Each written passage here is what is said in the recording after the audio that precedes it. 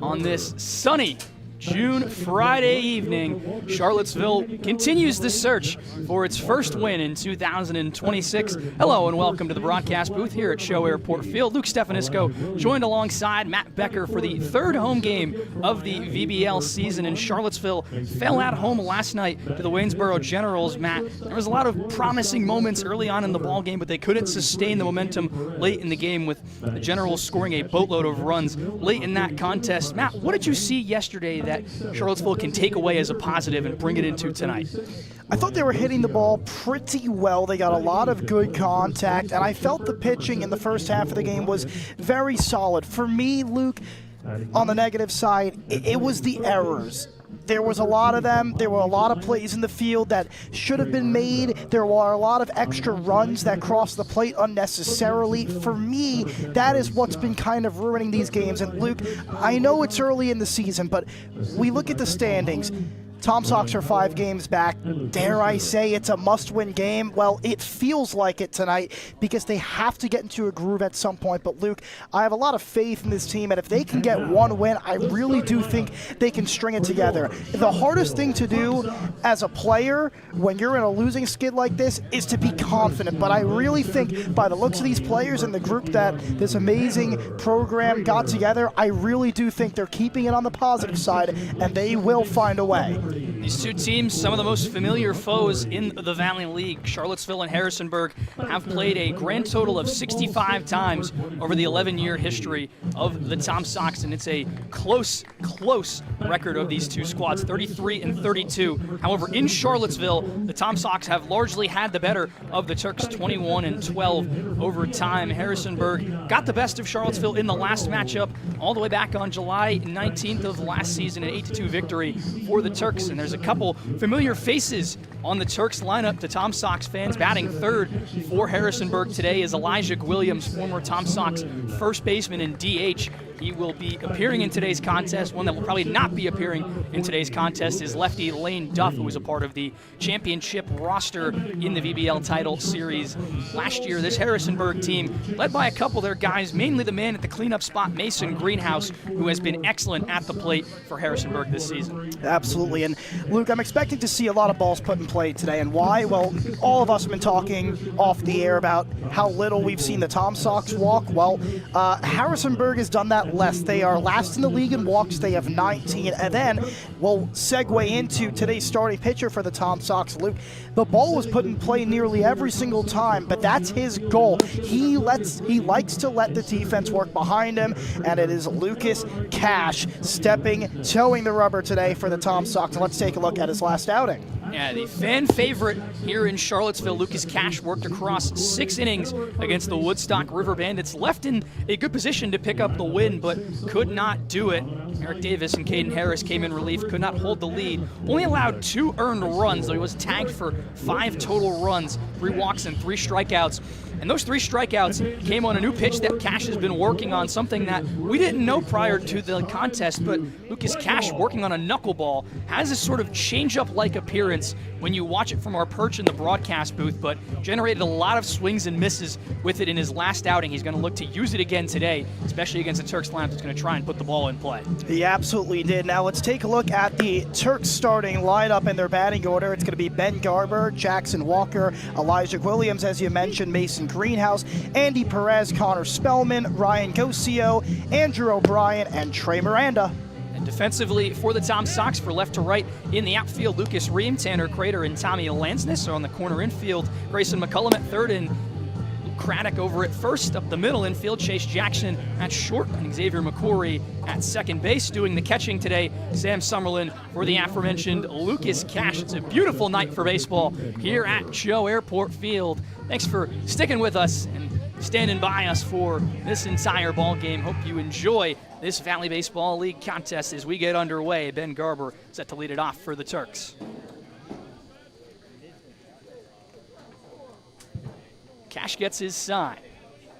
First pitch of the ball game is in there for a called strike right at 7:06 p.m. And I think it was that knuckleball that you were talking about. It does look like a changeup from up here. I didn't get to see it from up here. 73 miles per hour.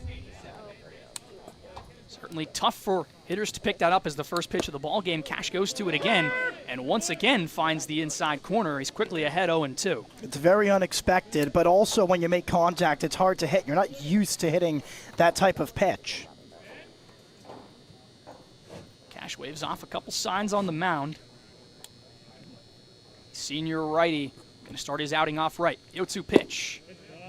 Went off speed, missed on the outside. It's 1-2. Last outing, 12 of Cash's first 13 batters, the ball was put in play. He retired 12 of his first 13 as well. This is 1-2 pitch from Cash. Went to the heater that time, just a little bit upstairs, and it's 2-2. Again, Lucas Cash, one of the BBL's first ever post-grad players. New rule passed this year allowing post-grad players be a part of squads as he goes to a breaking ball there for a swinging strike 3 and a good start to his day. That's a huge first out. You have Garber batting .353 on the season and able to put him away with a strikeout. Now you got to face Jackson Walker, who's also had a fantastic season, batting .333, but that's only in 6 at-bats, a small sample size, Luke. Turks have taken on some of the best Valley Baseball League teams this season, playing both the undefeated Newmarket Rebels and the Waynesboro Generals. Fell last night to Newmarket 10-6. Cash gets an early strike on Jackson Walker to begin the at-bat. It's 0-1. Walker originally committed to play for Tennessee SEC ball. Cash goes off speed, misses outside, 1-1. Now the count. And yeah, Becker, you talked about it a little bit, but this is a team that loves to put the ball in play, and against some of these top teams, it's what you want to do, but obviously can want some walks in a situation like Charlottesville has had to endure through over the past couple of games with a lack of pitching staff. You want to be able to work counts and not give pitchers freebies on bad pitches. You're absolutely right, Luke, and one thing that the Tom Sox have been doing better, recently their leadoff guy has walked. The only problem is they're not cashing them in. 1-2 the count, the right fielder Walker. Cash's next pitch is popped foul out of play on the left side. Walker stays alive. So Walker at Walter State Community College batting .307 in 54 games this season. Yes, 54, a lot of games. 4 home runs, 37 strikeouts though, with the OPS at .930. And the talent definitely there for Jackson Walker on this Turks squad. 1-2 pitch. Cash just missed off the outer edge.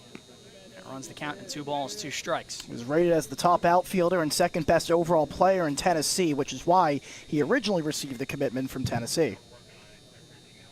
Cash ready again. His next pitch is popped up once again out of play on that left side. Walker will remain in a 2-2 count with Cash. Well, it's a great at-bat for Walker because you know that the Tom Sox have not been able to, really get the pitching going with the shortened pitching staff that they have. So the more pitches you can tally early, the better. Walker back into the left-handed batter's box. The 2-2 pitch. Ground ball over to second base. McCory in his first start at the position makes the play to Craddock in time for the second out. It's the plays like that, Luke, that sometimes the Tom Sox don't make the routine ones, and that comes back to bite them. But right there, pretty easy, pretty simple. And the more of that you get, the hotter you can get and the more wins you can string together. But now a familiar foe. And Elijah Williams came in as a midseason acquisition for Charlottesville last year after his collegiate season with Coastal Alabama North. Now at Flagler College, where he did not register any stats this season. First pitch from Cash, and Williams grounds that one with some velocity down the first base line. But it's foul, and it goes 0-1. Really interesting batting stance. Kind of looks like Travis Jarneau a little bit. He's very straight up. He has the bat over his head, and he comes down on it and hits the ball as hard as he possibly can. Yeah, a very free-swinging player. Williams loves to search for the fastball. 0-1, Cash goes to the knuckleball and gets a called strike 2. And that's where Lucas Cash will likely want to live in an at-bat against Williams. Guy that can find a dead red fastball and put it over the wall in right center. Cash gets his sign. For the stretch, the 0-2. Williams fights off a breaking ball to stay alive, and the count remains 0-2. It's really interesting. I think his hands are actually touching his helmet right before he takes that load. It's a really interesting stance. I've never seen anything like this in my entire life. Certainly unique from Williams, who was one of the most unique players on the Sox roster last year. 0-2, Cash goes breaking ball but he misses on the outer half. It's 1-2. Last game, Williams went 0 for 1. That was a 10-6 loss last night against Newmarket for the Harrisonburg Turks. First start of the year for the Turks for Williams. He grounds this one with some force over to short. Tough play for Chase Jackson. He knocks it down. That one will be credited to him with an E6. And this is what we were talking about, Luke. Those are ending plays, and now you're giving a team a fourth out. If you want to win, you want to get some wins together, you have to be able to make that play and get the fourth out. Get the third out, pardon me. You're giving a team a fourth out. Well, prolongs the inning now for Harrisonburg and for one of the Valley League's best hitters in the early stretch of the season, Mason Greenhouse. Greenhouse, Riverside, California native and University of Miami product. Cash's first pitch to him. It's popped up into right field. Lansness camps under it, calls everybody off, and makes the catch for the final out, so the error doesn't come back to hurt the Tom Sox. The Turks go down with 4 batters coming to the plate in the first inning. No runs, no hits, 1 error, 1 man left on base for Harrisonburg. We'll head to the bottom of the inning. Harrisonburg nothing. Charlottesville looking to get active after this break.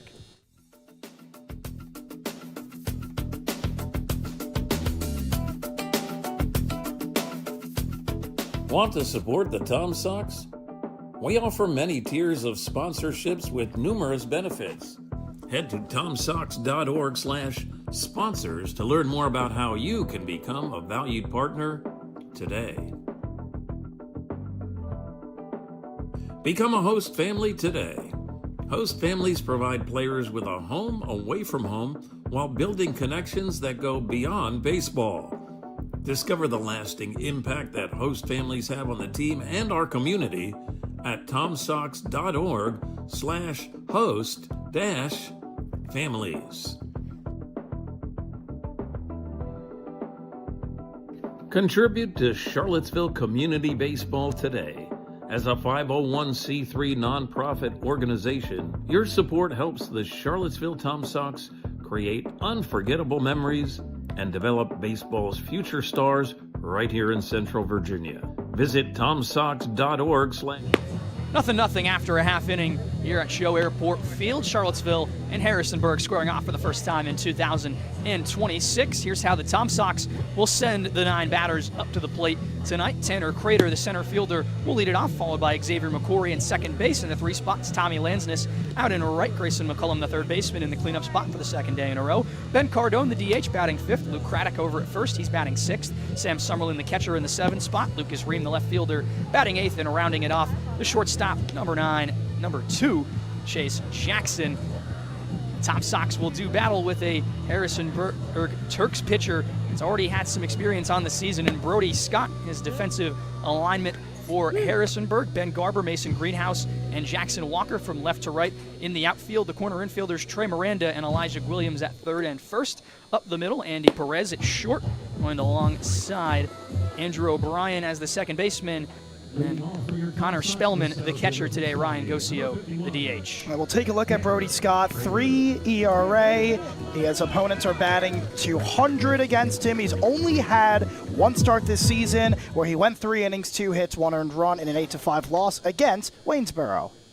Tanner Crater will lead it off for Charlottesville. Crater led off the game yesterday against the Generals with a hustle double down the left field line. Lefty on righty to begin the Turks' defensive play, and Brody Scott goes elevated fastball. Crater watches it sail by for ball 1. Boy, has Crater been such a bright spot for these Tom Sox. He's batting .467 on the year. In his last 4 games, he's 7 for 16. One of the more under-the-radar acquisitions for Charlottesville before this season, a high schooler from Boulder, Colorado, committed to the University of the South, otherwise known as Sewanee.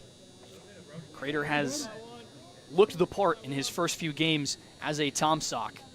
And his familial connection with cousin Luke Crater, who pitched a great deal for the Tom Sox last season out of the bullpen. Scott's 2-0 pitch to Crater. That one splitting the zone for a strike. It's 2-1. Scott had 10 innings pitched at Jacksonville this year. He let up 15 earned runs, only 2 long balls, so he keeps the ball in the ballpark. Second start of the season for him. It was a start against the Waynesboro Generals, allowing 1 run over those 3 innings. Here's his 2-1. Crater goes back up the middle on a liner, but it'll hang up in the air enough for Mason Greenhouse to make the catch for the first out. Those are some of the bright spots that we were talking about, Luke. These Tom Sox, while, yes, they aren't hitting the best, they have been getting a lot of lineouts, and at some point that's going to drop. It can also be attributed to the adjustment from their college seasons to this summer ball season, making the switch from metal and composite to wood bats. A lot of times you'll piece the ball up with a wooden bat and it won't go as far as it would with a metal bat. First pitch to Xavier McCory, one of the newest additions to this Tom Sox team from Liberty University. You know, I'll ask you this. I always ask people this. Do you think that college should switch to wood? I don't think so. I think that, especially in an age where you have these advancements, severely limits what players can do. You see it across all leagues as well, the development of players who choose to play in summer baseball with wood bat leagues. They find their footing there. They don't have to do it during their collegiate seasons and get used to wooden bats. That's also a lot of the questions surrounding players when they are being drafted and signed to professional organizations. 2-0 pitch to McCory. It's a cue shot over towards the Harrisonburg dugout, and it's a 2-1 count. Tom Sox are batting 194 in its first 5 games, on base percentage at .319, and their slugging's a little bit low too, .277. Certainly some numbers needing improving upon in the early stretch for the Tom Sox. Scott kicks and deals. Corey takes up high. 3 balls, 1 strike to the second baseman. I've gotten a small sample size of McCory, but I've really liked him so far. He's only had 3 at-bats, but I really do like his swing. Redshirted his freshman year at Liberty this past season. Got some experience in the fall. There's a 3-1 to him, and he flies it into left field. Going back is Perez. He'll be called off by Ben Garber, who makes the catch for out number 2.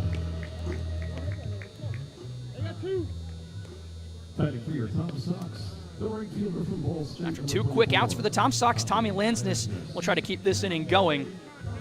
His first at-bat of the day. Lansness likes cars, Legos, and lifting, it said on his profile. Not the first person in the world to like those 3 things, but certainly unique for a Division I athlete. First pitch to him down low at the shoe tops. It's a 1-0 count. Ball State this season batted .222 right now in the portal, and as you said, Richmond, Virginia, so just about an hour away. A lot of capital city players making the trip up north to play for Charlottesville. Lansness just one of them as he sends that one on a line well foul over towards Charlottesville High School.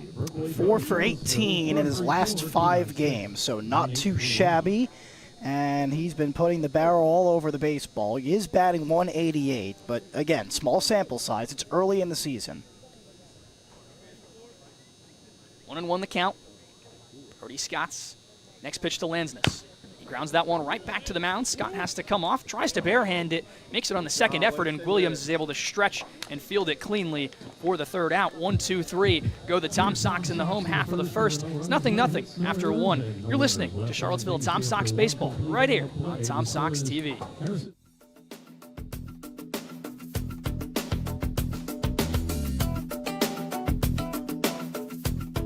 Want to support the Tom Sox? We offer many tiers of sponsorships with numerous benefits. Head to tomsox.org/sponsors to learn more about how you can become a valued partner today. Become a host family today. Host families provide players with a home away from home while building connections that go beyond baseball. Discover the lasting impact that host families have on the team and our community at tomsox.org/host-families. Contribute to Charlottesville Community Baseball today. As a 501c3 nonprofit organization, your support helps the Charlottesville Tom Sox create unforgettable memories and develop baseball's future stars right here in Central Virginia. Visit tomsox.org/donate to see how your gift makes a difference. After a scoreless first inning, Harrisonburg will look to get onto the board. Facing Lucas Cash for the First time will be Andy Perez, Connor Spellman, and Ryan Gocio. Those 5, 6, and 7 in the order for Harrisonburg. Lucas Cash trying to help these pitching numbers for the Tom Sox. They have a combined 9 ERA and a 2.31 WHIP. Both are bottom 2 in the league. First pitch to Perez runs inside. It's a 1-0 count. Yeah, Matt, that trio of numbers you mentioned there, not exactly the best, but you have to take into account Charlottesville's lack of arms in this early season. Multiple position players coming in and appearing in big moments throughout the first few games. Cash finds his own on an off-speed pitch to make it 1-1. You're absolutely right. And here is Andy Perez, 0 for 2 last game with 2 runs scored, and was in the PGCBL last summer with me. He was with the Boonville Lumberjacks. They lost in round 1 of the playoffs. How do I know that? It was to my team. Cash goes fastball at 83. That one finds the top of the zone. 1 ball and 2 strikes. The shortstop trying to stay alive. Cash has done a great job tonight so far of getting ahead in counts, and you're going to be successful if you do that. Here's his 1-2. Goes to the knuckleball. Perez shoots it the other way into right. Lansness on the run, laying out. He got it. Tommy Lansness, not the most graceful play you'll see out in right field, but a fair one nonetheless for out number 1. Fantastic job by Lansness in right field. He gets the full extension. It might not have been the most necessary or comfortable slide, but in order for him to keep control of that ball, he had to do it, and it was a great play by him, and that'll bring up Connor Spellman. Spellman doing the catching duties today. His first at-bat against Cash.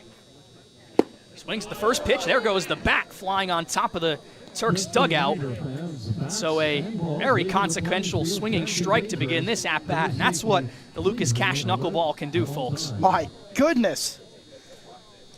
Well, Connor Spellman 0 for 4 last night, and if he keeps letting go of his bat, there'll be more of those, but he's getting the bat back right now. Let's take a look at his numbers on the season, as he's only had 4 at-bats, and he has not recorded a hit yet. So last game was his first game of the season. He is at Jacksonville, and last season he played 36 games. He started 30 of them. He batted .322, so he might be 0 for 4 to start this season, but he's proven he can hit the ball.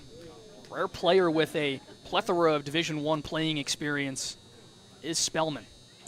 Cash misses up high on the second pitch of the at-bat. It's 1-1. I always like to measure with OPS as well, and that was at 885. One pitch from Cash, and Spellman lines this one into left field. And Lucas Ream will let it drop in front of him for a base hit. So the first knock of the game for Harrisonburg goes to Connor Spellman. It's a 1-out base runner. That's his first hit of the season. We mentioned, we just took a look at his college stats, and he was proven to hit the ball. So don't let one swing fool you, folks. So Ryan Gocio, the DH, so split his catching duties with Spellman this season. Stayed local, close to his college, playing for James Madison right in Harrisonburg. First pitch to him, he watches miss down in the dirt to go ahead 1-0. Virginia Beach native. I've never been there. I do want to take a trip this summer. I heard it's beautiful. Some good minor league baseball there. The Orioles AAA affiliate, the Norfolk Tides. A lot of great baseball prospects have come through Norfolk, the Virginia Beach, and Portsmouth area, alongside one of the world's largest naval ports. Some call it the heartbeat of the United States Navy. 2-0, the count to the lefty Gocio. Spellman leading off of first, not a particularly large one. Held on by Craddock. 2-0 pitch. Gocio fights it off back to the screen. We'll see how hesitant the Turks are to steal. They've gotten thrown out a number of times this season, just like the Tom Sox, but you know what? You got to take risks, and we'll see. It's early in the game. 1 out. Maybe you put Spellman in motion. He is a catcher, so be a little cautious there. 2-1. Cash kicks and fires. Goes breaking ball, drops it right into the zone. It's 2-2. It's a gorgeous pitch there to even up the count at 2-2 on the outer half. 1 strike away. Cash looks to try and get an out, maybe 2 if he can. From the stretch, here's the pitch. Ground ball over to second. McQuarrie gloves it cleanly to Jackson at short. Jackson back to Craddock, but Gocio hustling beats out the return throw to first, so it'll go as a fielder's choice for 6 in the scorebook. and Harrisonburg will continue the inning. It's just a great pitch. You see it's a 2-2 count. You know that you have a catcher at first. You're trying to pitch the ball low with some movement to try and get some weak contact or a ground ball. You get it. Unfortunately, you had a speedy DH in Gocio, but that is a great pitch, well executed. So with 2 down now, here's the second baseman, Jackson Walker. Cash goes to a curveball for a first pitch strike. Man, he is just pouring the off-speed in there. You usually don't see off-speed from the pitcher until it's the second or third time around. He's pouring it in right now. Cash takes his time. The 0-1 pitch. Heater clips the outside corner, and it's 0-2. And Cash is trusting Summerlin. I don't think I've seen him shake off once today. He is going with the flow. Always tough to have a knuckleballer on the mound and be the catcher for him. Summerlin handling it well early on. 0-2 pitch, swing and a miss. Lucas Cash goes to the knuckleball and gets a swinging strike 3, his second strikeout of the outing. And the Turks come up fruitless in the away half of the second. We'll head to the bottom of the inning. Still 0-0 right here in Charlottesville.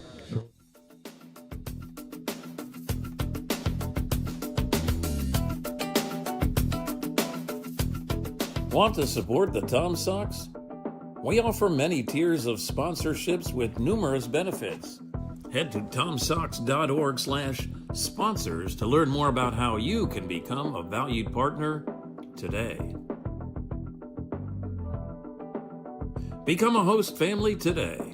Host families provide players with a home away from home while building connections that go beyond baseball. Discover the lasting impact that host families have on the team and our community at tomsox.org/host-families. Contribute to Charlottesville Community Baseball today. As a 501c3 nonprofit organization, your support helps the Charlottesville Tom Sox create unforgettable memories and develop baseball's future stars right here in Central Virginia. Visit tomsox.org/donate to see how your gift makes a difference. Don't miss a single moment of Tom Sox baseball. Check out tomsox.org/schedule to see when the team is back in action.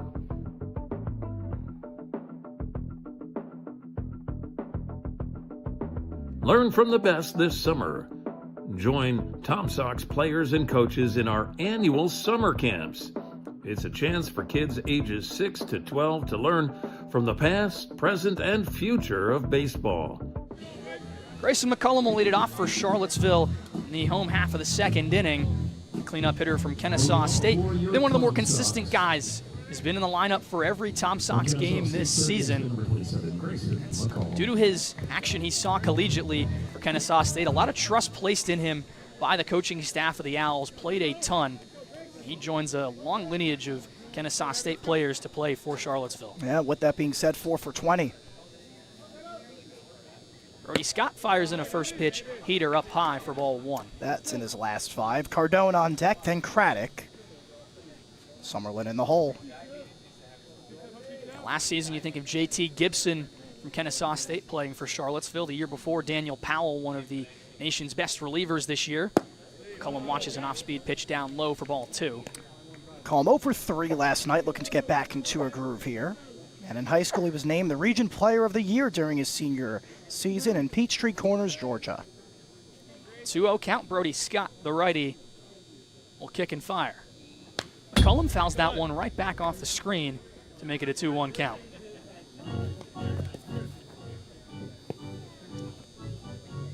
Had a .696 OPS with Kennesaw State. Again, I like to measure with OPS more than average, and it seems to be the new trend around the majors and minor league baseball. 2-1 now. Brody Scott will deliver the next pitch. Fastball just missed. McCullum's ahead 3-1. Good pitch right there. I do think it was a little bit down below the knees. Good call by the home plate umpire. McCullum ahead in the count. Looking to be the first Tom Sox to reach base today. Scott's next offering. It's popped up. Back over our heads. It'll get over the press box and into the woods behind us. And just remember, foul balls can be returned to the concession stand. Count runs full. Amazing prize. McCullum looking to get himself on base. Batting .250 on the season with 5 hits. 1 double. Scott ready. The payoff pitch down in the dirt. And Grayson McCullum works a walk. And it's a leadoff base runner for Charlottesville in the bottom of the second. Good to get that out of the way early for the Tom Sox, getting their first walk of the night. And Luke, what's good for the Tom Sox here is we've noticed a little bit of a strikeout problem in the last couple of games. Well, first 4 batters have either put the ball in play or have gone on base via the walk. Can't ask for much more in the early stretch, except maybe for a few runs. Here's a guy that's driven in a couple runs this season in Ben Cardone. Had the first home run in Charlottesville of the season on Sunday against Woodstock. First pitch to him runs up high. He's ahead 1-0. Got some really good pop in that bat. That ball got over in a heartbeat. That ball was hit pretty hard, too. It wasn't like a high screamer. It was pretty much on a line. Cardone's only hit of the season was that home run. He'll take a fastball in for a called strike to even up the count at 1. Cardone also has a stat that few position players in this league will have. He took the loss in a Saturday road game against Culpeper, came in the 10th inning and gave up a 3-run walk-off home run from Johnny Sutrick to lose that game to the Cavaliers. Scott will miss up high again. It's 2-1. So 3-sport athlete in high school, baseball, football, and Luke, one of your favorites, wrestling. You always tell an athlete is talented in multiple sports. They can be talented on the field, on the mat, and on the gridiron. Cardone will fly this one into right. Walker is over, and he makes the catch. Once again, the Tom Sox just putting balls in play. And when you put the ball in play, especially on the ground, you're making the defense work. You're always going to get a potential gift if you put the ball in play. So now to be Luke Craddock, another one of the Tom Sox who has demonstrated some power in the early season. He had the home run against Culpeper in that extra innings game. First pitch to him. Craddock takes a big hack and pops it up out of play. Yeah, when he gets a hold of one, it goes a long way, and I'm really excited to see what he can do throughout the season. And if he can just string together, great discipline at the plate, which he will, he's going to be a dangerous hitter. Pickoff attempt over at first. McCullum sliding in safely. Count still 0-1 to the big first baseman, Luke Craddock. Didn't see any playing time for East Carolina in their regional run this season. You'll watch a fastball sail elevated up high to make it 1-1. Luke Craddock is 2 for 14 in his last 5 games. McCullum takes an extra step off of first. See if he heads off. 1-1 pitch. Craddock, wave and miss.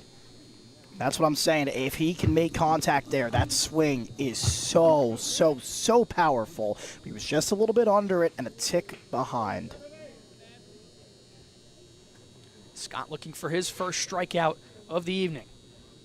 The runner on first, 1 man out, bottom of the second. Craddock takes that one just a little inside and a little too high. It's 2-2. Scott throwing 90+ tonight with the fastball. So far, his highest has been 91. Not something unseen by this Tom Sox order. Ryan Grayshak was hitting low 90s in his opening day start against the Sox. Breaking ball, wave and a miss from Craddock. Go from the 90-mile-an-hour fastball to a beautiful breaking ball for Scott's first punch out of the evening. And he tunneled him really well there. He was expecting more of the heat, just like the pitch before. Instead, he dropped in the breaking ball on him. It was a great pitch, great location. He gets the strikeout.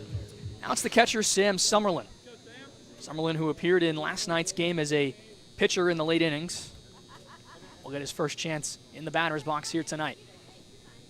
First pitch to him, he takes up high for a ball. Do you happen to know how fast he threw yesterday? Well, was not very fast. Mid-60s, dipped into the low 50s at points throughout his outings. Grayson McCullum off of first with his teammate from Kennesaw State in the box. Summerlin swings over top of the off-speed offering there from Scott to even up the count at 1. He did not play this season at Kennesaw State. from Camilla, Georgia. Deep breath from Scott on the mound. He rocks and fires. Summerlin will watch it sail again. He's ahead 2-1.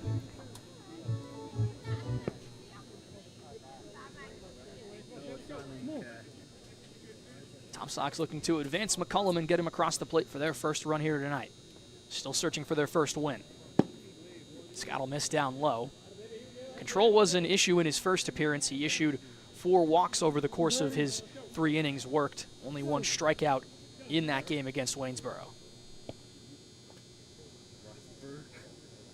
Lucas Ream on deck for Charlottesville. Here's the 3-1 from Scott. And he'll miss outside. So the 2 Kennesaw State Owls work walks in the bottom of the second. And they'll give the Shippensburg man Lucas Ream a chance with 2 men on. And here is where the Tom Sox, they have to cash in. You're a team that doesn't walk a lot. When you do get walked, you have to be able to get that runner in. It's in scoring position right now in Grayson McCullum. And Lucas Ream, his job is to just look up the middle, just try and poke it into center field and bring him home. Ream's had some hard contact in his early season at-bats for the Sox. Had a double off the wall in that game against Woodstock last Sunday. Here's the first pitch he sees, and he hits it high in the air to left field. Playable, however, for Garber, who gets under it and makes the catch for the 3rd out. So a loud final out for Lucas Ream. And keeps the Tom Sox off the board. Brody Scott works around the 2 walks and keeps Charlottesville at a 0. 0-0 after 2 complete innings here at the show. We'll be right back after these commercial breaks on the Tom Sox Broadcast Network.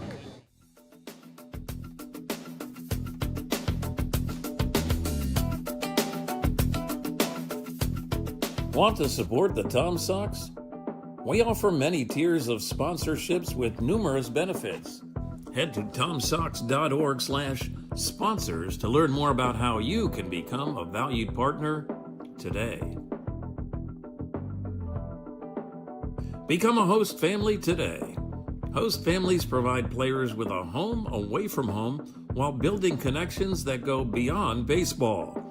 Discover the lasting impact that host families have on the team and our community at tomsox.org/host-families.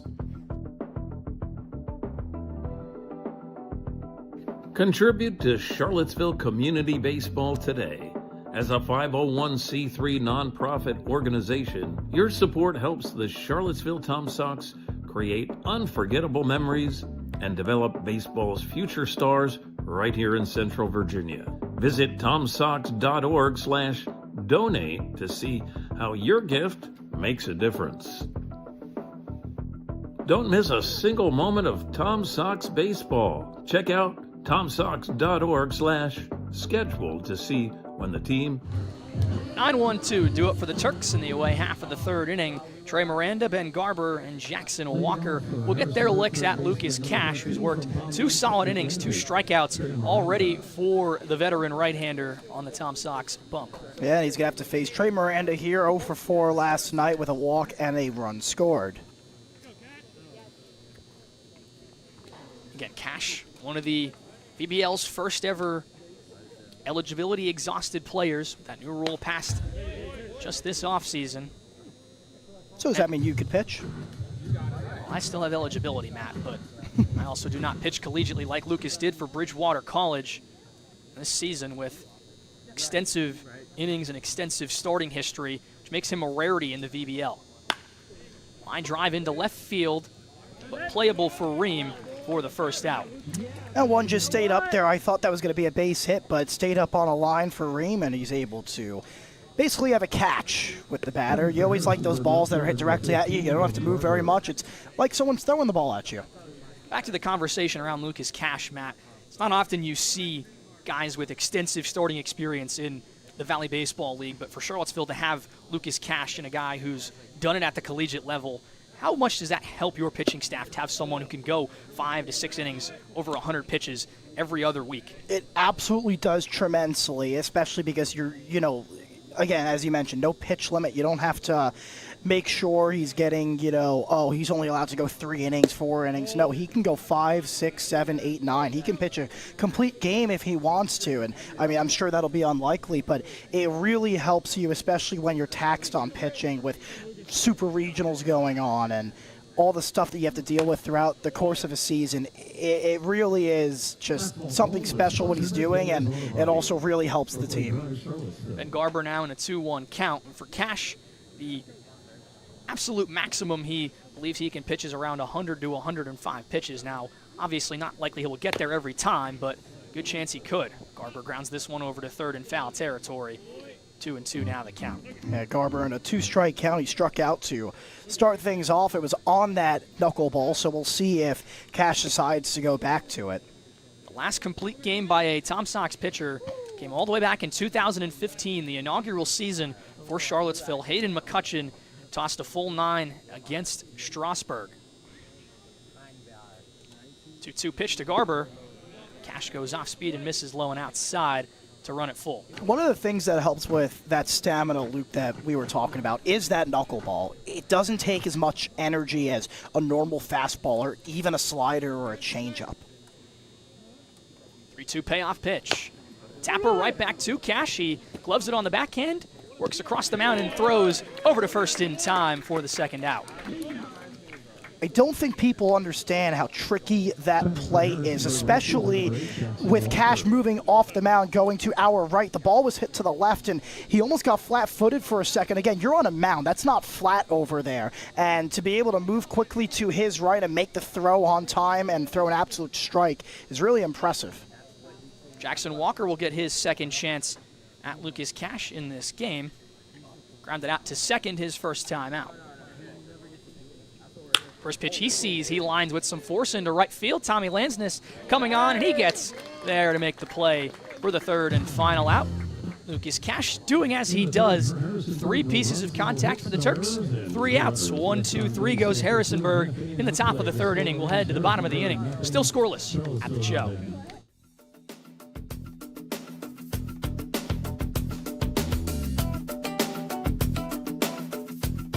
Want to support the Tom Sox? We offer many tiers of sponsorships with numerous benefits. Head to tomsox.org/sponsors to learn more about how you can become a valued partner today. Become a host family today. Host families provide players with a home away from home while building connections that go beyond baseball.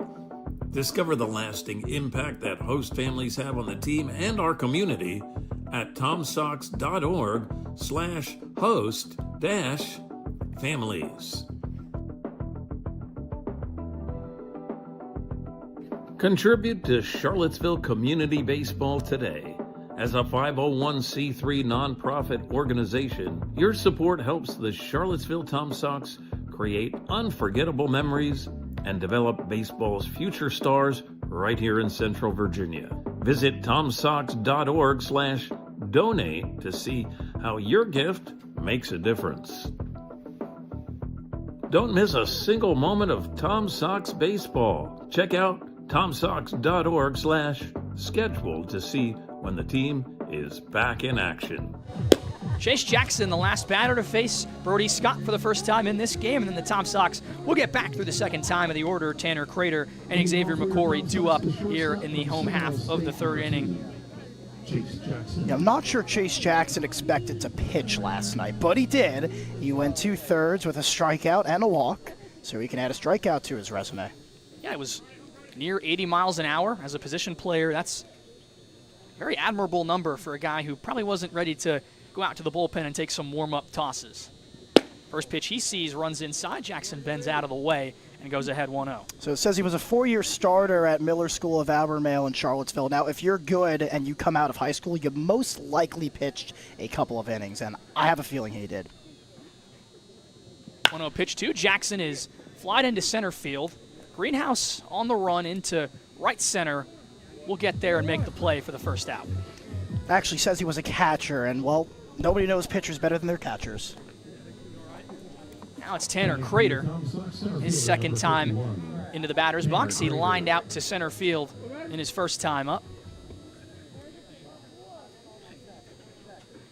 Crater coming from out west in Colorado.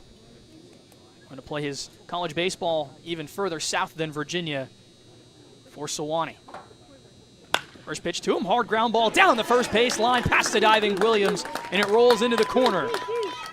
Crater on his way to second, he'll get there standing, and it's a one-out stand-up double for Tanner Crater. He puts him in scoring position all by himself. We mentioned, Luke, how much of a bright spot he's been. This is great hitting. It's also aggressive hitting. He gets the first pitch he sees. He's learning from the batter before, and he puts the barrel right on the ball and rips it down the right field line. Now it gives Xavier McCory an opportunity to drive in one of the ducks on the pond. McCory flew out to left field in his first at-bat of the evening. Brody Scott facing some danger. First pitch to McCory, well high and outside. McCory's ahead 1-0. Scott completed 3 full innings in his last start against Waynesboro. This could be near the limit of where Harrisonburg wants him to go, although nobody warming in the Turk bullpen. Off speed there, down in the dirt. McCory's in a good hitter's count, 2-0. It's a big test for the Tom Sox here. You have to drive in this runner. Charlottesville has struggled at times with runners in scoring position. Had the bases loaded against Purcellville on Wednesday night. Couldn't cash in the 9th inning. It fell 5-2. McCory skies this one on the infield. Shortstop Perez calls everybody off, and he hauls it in. Come back, Brody. Good job. 2 down now.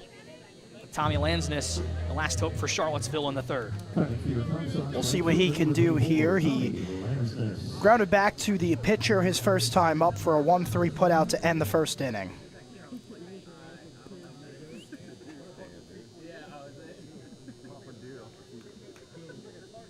For a better result this time up. Scott looking to post a 3rd 0 on the scoreboard. Tanner Crater takes off. Throw from Spellman, not in time. Nice jump from the speedy freshman.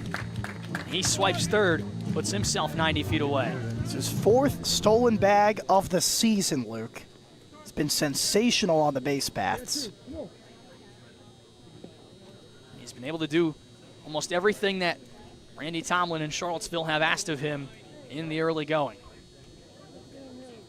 Here's the 1-0 to Lansness. Ground ball back up the middle. Perez gloves it cleanly, takes his time, throw over to Williams. Will be there for the 3rd out. So Charlottesville gets a runner all the way to the 3rd base bag, but they can't plate Tanner Crater, and they leave the 3rd empty-handed. 0-0 after 3 full here at the show. Stay with us for some more BBL baseball right here on the Tom Sox Broadcast Network.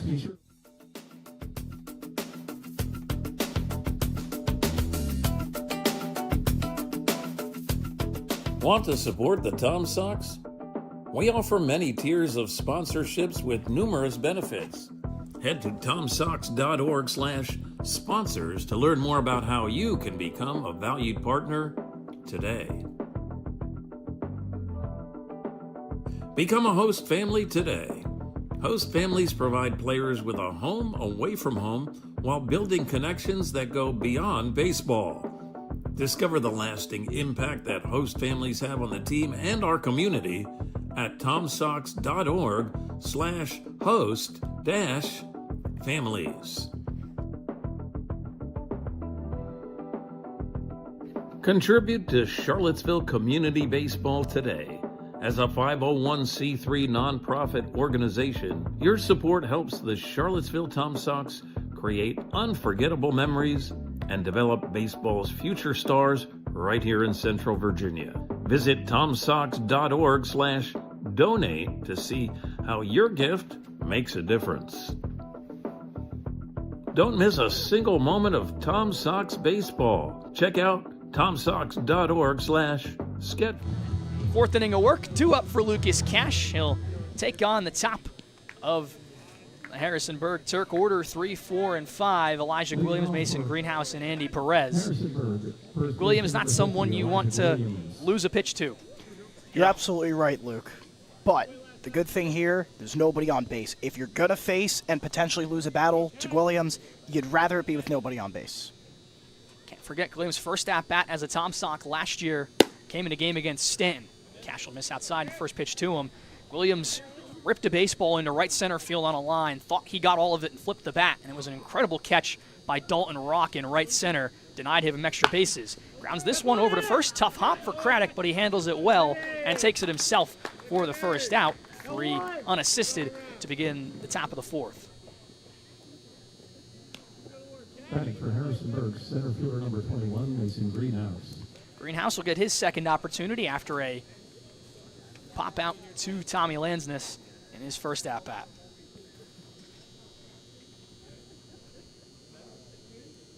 Lucas Cash gets his sign on the slab.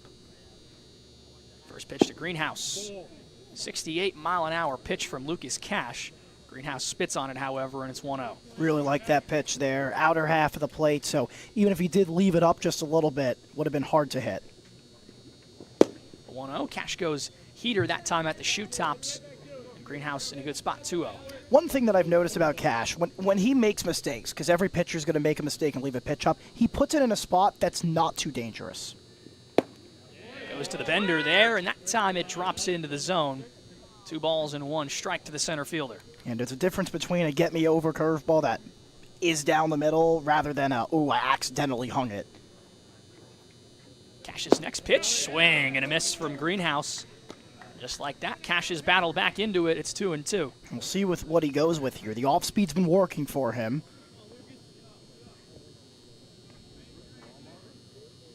Cash looking for his 3rd strikeout of his outing. Next pitch to Greenhouse.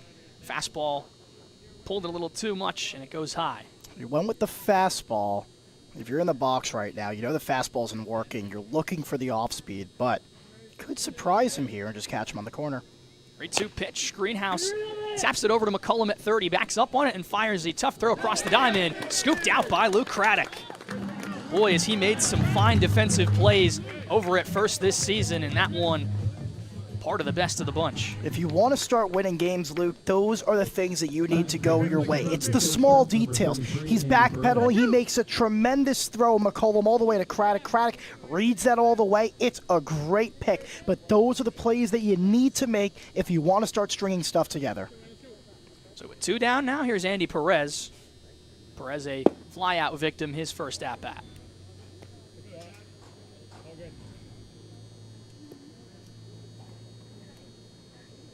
Shortstop steps back in, ahead in a 1-0 count. Next pitch from Cash. Breaking ball just a little bit on the inner half. And it's 2-0. Andy Perez, attending Florida Southwestern, previously attended Pitt. 2-0 pitch to Perez. That time, clipping the inside corner is Cash to make it 2-1. And Pittsburgh had a fun run in the ACC this season, one of the best offenses in the nation, but when it came time to regional sites, the Panthers were spurned in favor of a couple other teams, namely NC State, Kentucky. Much like Pitt, a team like Mercer also saw themselves left out of the tournament. A lot of controversy over the NCAA regional selections this season. 2-2 the count between Perez and Cash. Cash looking for 4 spotless innings. The 2-2 pitch. Ground ball over to third. McCullum can't get it, but it rolls foul. Boy, that was close, but third base umpire is directly on that. He's not going to mess that up, and the dugout is also right there. No complaints. But, Luke, I'll tell you, when Cash gets behind in the count, which he did here, it was 2-0. He's done it a lot today. I've really liked the way he's battled back. He pours his off-speed in, and everyone just tries to see it out. They're not taking advantage. He gets back into those counts. Still 2-2. Cash and Perez. The next pitch will run up high. Cash missing once again with the fastball in that location, and it runs the count full. His put-away pitches have been his off-speed, whether it's the knuckleball, whether it's the curveball. I think we're going to see it here. 50th pitch of the outing for Lucas Cash. Here it is. Line drive back up the middle and over the head of Chase Jackson for a base knock. Andy Perez prolongs the inning, takes a big turn around first, but the Tom Sox do a good job of getting it in, and he'll hang back at the bag. It's only a single. It's a good pitch. It's a fastball. It's a 3-2 count, and Andy Perez makes great contact. He's expecting a pitch to hit, and that is exactly where you want to hit the ball. Nearly up the middle, got the barrel extended to it. That was a great piece of hitting there. Connor Spellman singled his first time up, looking to go 2 for 2 here with a man on base. Perez gets his lead. He takes off. But before he could fully get too far, he slipped and has to retreat back. It's certainly not surprising to see Harrisonburg want to get runners in motion. The Tom Sox have had some issues catching runners stealing this season between the trio of catchers that have worked behind the plate, and Dom Caffarillo, Sam Summerlin, and Ben Cardone. The 0-1 from Cash. Right down Broad Street for strike 2. 2 stolen bases on the season for Perez. I couldn't tell if he slipped or if that was intentional. For his sake, we'll just say it was intentional. Spellman behind in the count to Cash. Looking to end the inning. The 0-2 offering. Down in the dirt, Summerlin lets it get by him, and he won't be able to make a throw over to third. They'll check the swing of Spellman, but he held back. So Perez will advance on the wild pitch from Cash, and puts him in scoring position. A little risky from Perez there. He kind of started jogging halfway once he got halfway, and I thought for a second Summerlin was going to chuck that ball over. The count's now 1-2. Runner in scoring position, and Cash will step off.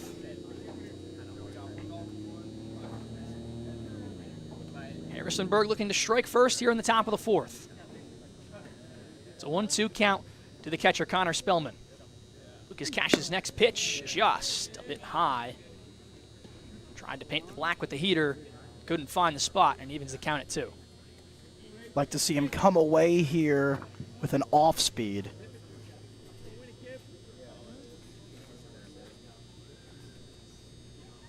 Andy Perez on second. Lucas Cash's 2-2. Line drive over the head of McCullum at third. It's a base hit. Perez being waved around. Throw goes to second. Harrisonburg takes the 1-0 lead here in the top of the 4th. Came away with the fastball, and Connor Spellman was ready for it. He was looking at it the entire way, and you don't think much of a 2-out base hit. You're like, oh, runners at first, that's okay, there's 2 outs. Well, all of a sudden, pass ball, and then a base hit, he comes around to score, and those are the ones that are backbreakers, Luke. Spellman turns things over to Ryan Gocio. 2 outs, 1 run already on the board for the Turks. First pitch to Gocio, a heater at 83, just off the outside black.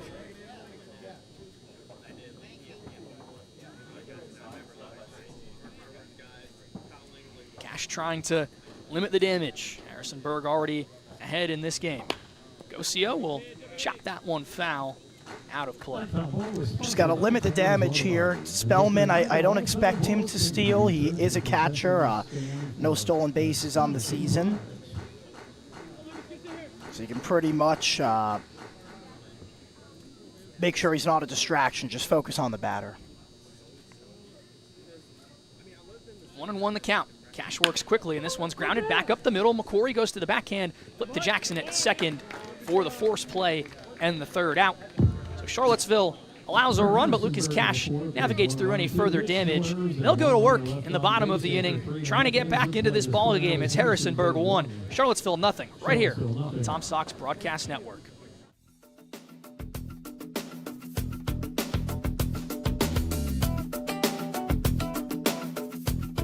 Want to support the Tom Sox? We offer many tiers of sponsorships with numerous benefits. Head to tomsox.org/sponsors to learn more about how you can become a valued partner today. Become a host family today. Host families provide players with a home away from home while building connections that go beyond baseball.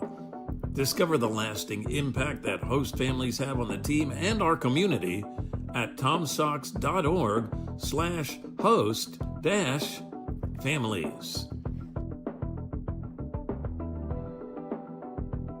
Contribute to Charlottesville community baseball today As a 501c3 nonprofit organization, your support helps the Charlottesville Tom Sox create unforgettable memories and develop baseball's future stars right here in Central Virginia. Visit tomsox.org/donate to see how your gift makes a difference. Don't miss a single moment of Tom Sox baseball. Check out tomsox.org/schedule to see when the team is back in action.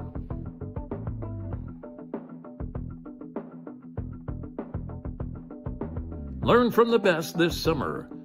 Join Tom Sox players and coaches in our annual summer camps. It's a chance for kids ages 6 to 12 to learn from the past, present, and future of baseball. Find more information and sign up at tomsox.org/summercamp.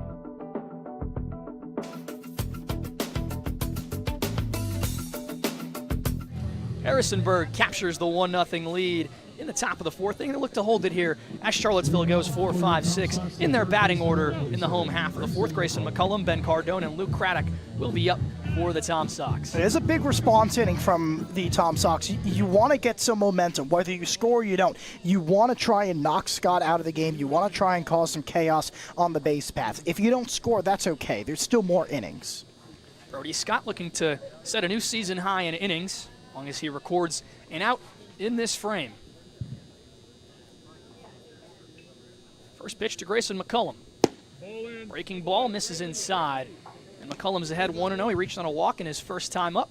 Made his way to second after his teammate Sam Summerlin worked a walk with 2 outs in the second inning.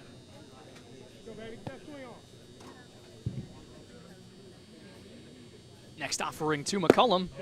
Runs inside. McCullum bends out of the way. And he moves ahead 2-0. Pitches are just missing, but my goodness, great discipline from the Tom Sox. We really haven't seen this type of discipline in the first couple of games here. You knew some things had to change after an 0-5 start. Much more disciplined at-bats today from Charlottesville. That one will find the zone, however, and Scott gets back into the count to make it 2-1. But I like McCullum seeing that. You know, most batters are like, oh, I'm getting a pitch hit here. I'm going to try and hit this ball as hard as I can. No, go see what pitch you like. Next pitch to McCullum. Hard line drive, base hit into left field for Grayson McCullum. The second hit of the game for the Tom Sox, and it's back-to-back leadoff base runners for Charlottesville in the third and fourth. It's just a perfectly executed at-bat, Luke. He takes the first 2 pitches. They're very close to the zone. He sees the 2-1 pitch. He expects it to be a very similar pitch in the same area. Well, guess what? It was, and he drove it beautifully right through the gap. Harrisonburg has a few pitchers stretching out and getting loose out on the bullpen down the left field line. Let you know who is seriously warming up when the time comes. Ben Cardone into the box, taking a elevated fastball for ball 1 to begin his at-bat.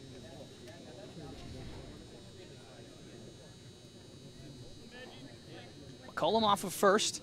Brody Scott's 1-0 to Cardone, once again missing up high. 2 balls, no strikes to the DH. It's another 2-0 count for the Tom Sox, and this is what I'm sure they've been preaching about, the discipline, and it's paying off right now. And this is going to be a big pitch here. It's up to Cardone if he wants to take a hack at this or he wants to let it see through and take a look at what this 2-0 pitch is going to be. Now, you have, you know, advantages and disadvantages. If it's a 2-0 pitch that you like, you could possibly pop it up or get yourself out of an inning here. There's a runner at first. You can hit into a double play.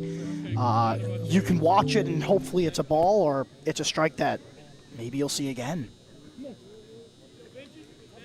So as Matt Becker just said, a good spot for Ben Cardone. Already with 1 homer on the season, could look to try and poke one out and give the Tom Sox the 2-1 advantage. Next pitch to him. He takes a big swing, fouls it off the mask of the catcher, Spellman.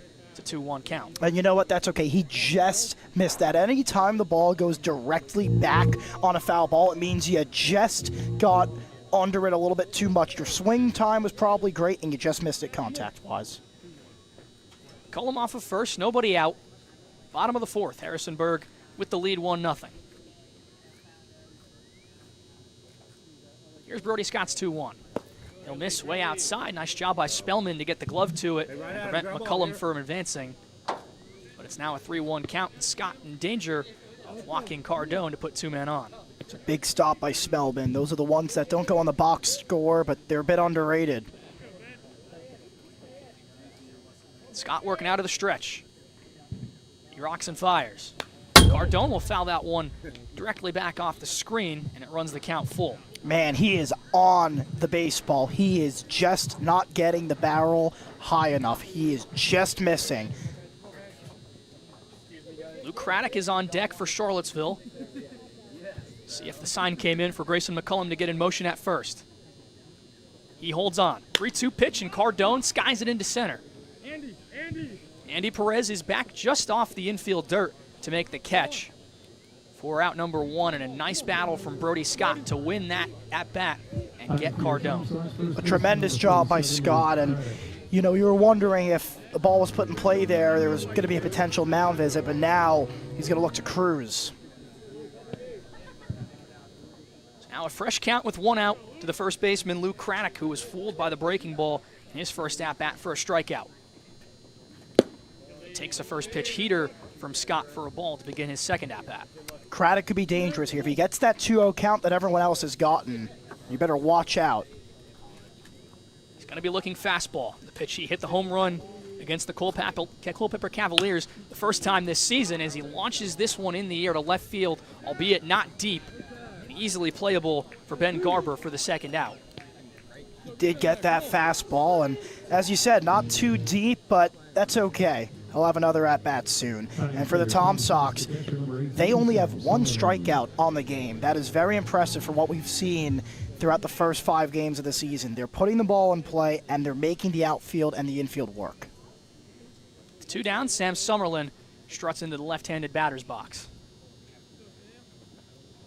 First pitch to him is a hard line drive, but unfortunately right at the second baseman, Andrew O'Brien, for the third and final out. So Charlottesville unable to put any runs across the board in the home half of the 4th inning. It's 1-0 after 4 full innings here in Charlottesville. We'll be right back with the 5th inning. Don't go anywhere. You're listening to Tom Sox Baseball.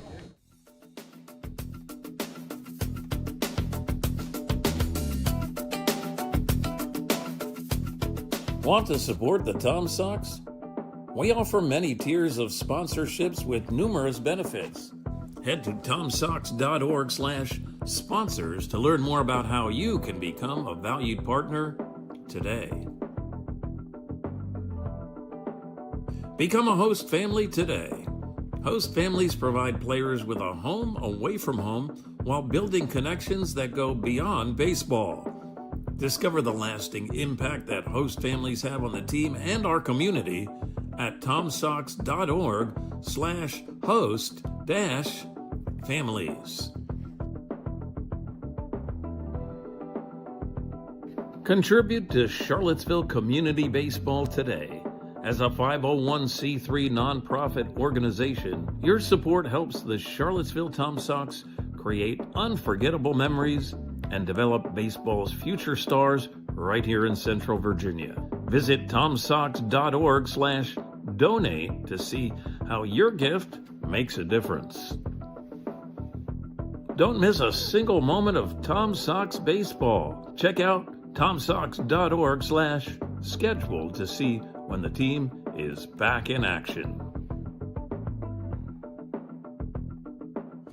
Another inning for Lucas Cash as we hit the middle innings here in Charlottesville. Top of the 5th. Harrisonburg added 1 in the 4th inning, their first run of the ball game. They'll search for more as they get another look at Lucas Cash. He's at 64 pitches. I always like to take the inning, which right now it's the 5th, and you add 10, and that's where you'd like your pitcher to be around. That's how you're able to go a full complete game, because 9 innings, that puts you at 100. So he's right there. He's getting quick outs. Andrew O'Brien will lead it off, followed by Trey Miranda and Ben Garber for the 3rd time around the order for Harrisonburg, as O'Brien waves over top of the first pitch breaking ball from the Bridgewater College righty. And it's clear, Luke, that Cash is getting more swings and misses today than he did last Sunday. First outing of the season against Woodstock did Lucas Cash. This one's lined into right center. Lansness gets a glove on it but can't make the play, and it rolls into the gap. Crater's able to back him up, but it's a 2-base knock for Andrew O'Brien, and he puts himself in scoring position to begin the top of the fifth. Yeah, I think that'll be ruled a double. That's not a play you're expected to make, but it would be nice if you did make that play. But able to leg it out was Andrew O'Brien, and a really good effort from Lancinus. You're not expected to make that play, but if you do, that's great. So now Cash will have to work around the early extra base hit from the Turks. This is where Cash ran into some trouble in that outing against Woodstock. The 5th and 6th were the innings the River Bandits got to him.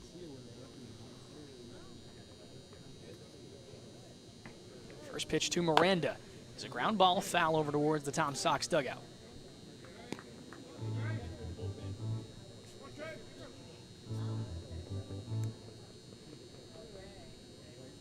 Oh, 0-1 the count to the third baseman, Miranda. Opportunity with runner in scoring position and nobody out for Harrisonburg. The 0-1, Miranda squares, drops one down. It'll roll foul on the left side. Very interesting bunt after he didn't do it on an 0-1 count. I don't expect to see it here again, but I do like it because the infield was not ready for it. If he got that down, it would have been a bunt for a hit. And now you can see the infield is backing up. Don't think you'll see it again. 0-2 count, a bunt not likely from Miranda. Stranger things have happened in the world of baseball. Cash looking for an out. The 0-2 pitch. Ground ball over towards the Tom Sox dugout yet again. And he stays alive in an 0-2 count. Yep, I don't see it, but it'd be really, really cruel if he dropped one down here and got it for a hit, especially after fouling off an 0-2 pitch. Boy, that would just be mean. Lucas Cash once again ready with the 0-2. Here's the pitch. Breaking ball misses outside. Summerlin got the mitt to it. So O'Brien unable to advance. The count moves to 1-2. Yeah, you can see Cash patting himself on the chest saying, my bad, my bad. He'll make sure it doesn't happen again. Lost his grip on that one. It happens. Cash takes a look at O'Brien at second. Comes to the plate with the 1-2, and it's popped up. On the left side, McCullum will give chase. Right at the fence, he reaches and makes the catch. So a little bit of luck there for Grayson McCullum as it stays in the yard. And he records the first out of the top of the fifth. That is very, very fortunate for the Tom Sox. I ended up looking at my book because I thought that ball was guaranteed to be out of play, and wait for McCullum to stay with it. One down now, back to the top of the order, and the third time through for Lucas Cash. It's Ben Garber in the box. I got one, check him, go on. Garber wanted time, now says he's ready to go. Cash delivers in the first pitch to him, which is grounded to McCullum, who fields it, looks the runner back, throws across for the second out. So Grayson McCullum responsible for 2 of the outs here in the top of the fifth. And there's 2 down now for Harrisonburg. It's the little things like that, Luke. I know you saw it because you said it. It's that little check. It's the little things like that that separates good players from great players. And to be able to look at the runner at second, hold him there, and then throw the ball a perfect strike to first, that is what makes you a great ball player. And it's the little things that the Tom Sox have been needing to work on. So with 2 outs, Jackson Walker tries to cash in for Harrisonburg. Cash delivers in a first pitch to him. He pops it up, back out of play. That foul ball was sponsored by Taylor's Auto Body, Brookway Drive, Charlottesville, 434-296-9821. With Elijah Williams on deck for Harrisonburg. Almost said Charlottesville. A little bit of muscle memory there for the former Tom Sock.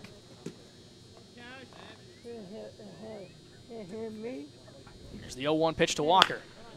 High fly ball deep into right field, and it's out of here. Jackson Walker got all of that one, and he gives Harrisonburg a 3-0 advantage. It's an absolute backbreaker again, Luke. It's 2 outs, and you're not really thinking too much of it, especially the long ball. You think the worst case scenario is a base hit gets the runner in from second, and all of a sudden it's now a 3-0 game. That ball was on a line, and we mentioned that it is short in right field, 290, and in other ballparks that might just be a double. Well, here it's a home run. The danger is still not over for Cash as Elijah Williams, the power threat, steps in. the first pitch to him. Cashko is breaking ball and misses well high. It's 1-0.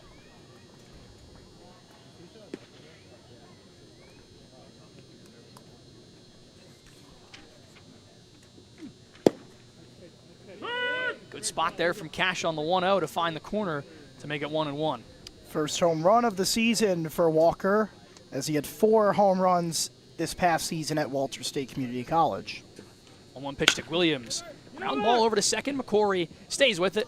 Throws to Craddock, who has to lean off the bag to make the play. But he does, and he ends the inning, albeit after 2 runs cross on the 2-run blast from Jackson Walker. It's 3-0 Harrisonburg after 4.5. I'll turn things over to Matt Becker on the play-by-play for the rest of the way. Thanks for sticking with us, and I hope you continue to do so throughout the rest of this ball game. You're listening to Tom Sox Baseball here on the Tom Sox Broadcast Network.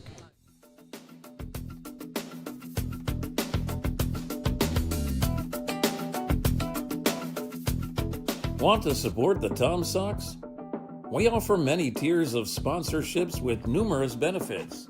Head to tomsox.org/sponsors to learn more about how you can become a valued partner today. Become a host family today. Host families provide players with a home away from home while building connections that go beyond baseball. Discover the lasting impact that host families have on the team and our community at tomsox.org/host-families. Contribute to Charlottesville Community Baseball today. As a 501c3 nonprofit organization, your support helps the Charlottesville Tom Sox create unforgettable memories and develop baseball's future stars right here in Central Virginia. Visit tomsox.org/donate to see how your gift makes a difference. Don't miss a single moment of Tom Sox baseball. Check out tomsox.org/.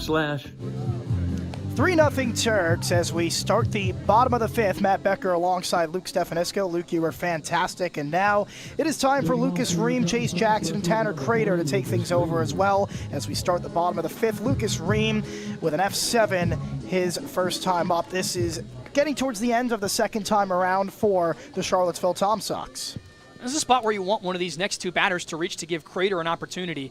Putting him in the leadoff spot is great for the beginning of a game, but right now you just need runs in any way possible. So if Ream or Jackson can reach, that gives one of your best hitters an opportunity with runners in scoring position. And Crater, who's had 2 solid pieces of contact, one caught, but the other one in for extra bases, that can get you some runs in a hurry. A lot of balls put in play by the Tom Sox. Here's the 1-0. Is hit in the air to deep right field. Going back is Walker. He's at the track, and he makes the catch. Another loud out for the Tom Sox. And that's tough for Ream. To go the other way with some pop like that as a righty is impressive, but unfortunately the show is not very rewarding to those who tend to go the opposite way. A steep drop-off in right center to around 375 feet, and for as good as Ream hits that one, looks pretty routine in the scorebook. Here is Chase Jackson, who also flew out to Walker his first time up. And the umpire called time himself, so we'll get set again. Well, for the Tom Sox, they've been putting the ball in play, and something at some point has got to give, or at least you're thinking that. As Jackson hits one in the air to deep left field. Going back is Garber and Greenhouse. Greenhouse, the center fielder, comes over and makes the catch at the warning track, and it's 2 quick outs for Scott, both via the fly ball. That's the exact opposite of what you wanted if you're Charlottesville. You wanted to make Scott work. And those 2 first at-bats, while they were semi-good pieces of contact, didn't really do anything to his pitch count. So now you're going to have to ask Crater in the top of the order to try and put a dent in the work that Brody Scott's done throughout this ball game. Third time around the order starts now for the Tom Sox. And, well, we mentioned at the top of the game that Scott only went 3 innings in his last appearance. It was his only appearance of the season, as that one is fouled back. Now he's at 4 2/3, looking to finish 5, and he's pitched fantastic tonight. He's done a sensational job.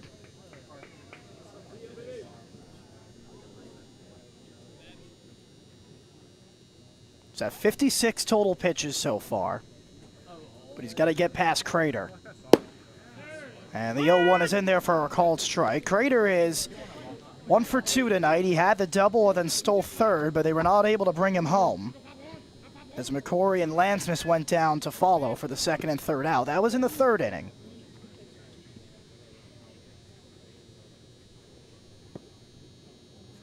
Scott kicks and fires. And a fastball high misses to make it 1-2. Well, all of the runs for the Turks have came with 2 outs. They've all been backbreakers, and Tanner Crater is going to try and start that for the Tom Sox here. Here's the 1-2. That one's ripped up the middle for a base hit, and Crater continues to hit the ball everywhere. He is 2 for 3 on the night, and he came into the game batting .467. That has now gone up even higher. Yeah, it's just something the scouts are going to love from Tanner Crater right there. Not trying to pull the ball, not really trying to locate where he wants it to go, just going back up the middle, taking it where it was pitched. That's a veteran piece of hitting from a very young guy. Well, I wouldn't be shocked if they put him in motion. Tom Sox might try and be aggressive here. They need to string something together. And look at that lead. There he goes on the first pitch. The pitch is a called strike. The throw is not in time. A great jump from Crater. He gets the bag, and now he's in scoring position as McCrory is down 0-1. Tell you what, that was an excellent job of timing up the release of Brody Scott. Crater was already making up his mind on he was going to steal before he even took that lead, and decisive enough to get to second. I'm shocked they didn't check on him. I think everyone in the ballpark knew he was going to go, and now he's just causing some havoc as that ball was nearly overthrown. Nice job by Perez to get that. But Crater, I really like what he does, and I'm sure you do too. He likes to dance a little bit, and that always fools around with the pitcher's mind.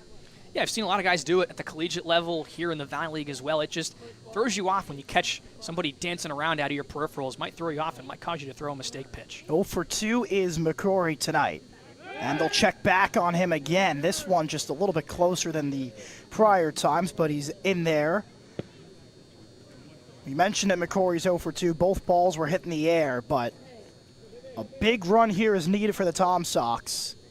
Every single run tonight, all 3, have came on 2 outs, and McCrory is trying to join that party. Here's the 0-1, and that one is outside at 87 miles per hour. If McCrory gets on, Tommy Lansness is on deck. He's put the ball in play both times, but he's 0 for 2. Crater's at second. I doubt you'll see him steal, but nothing's impossible. You never want to make the last out at third. That pitch is flared out foul, and now it is 1-2. I don't think it's going to be out of the realm of possibility to see him go here, though. You want to try and maybe create some chaos on the bases in this count if McCrory's going to swing away.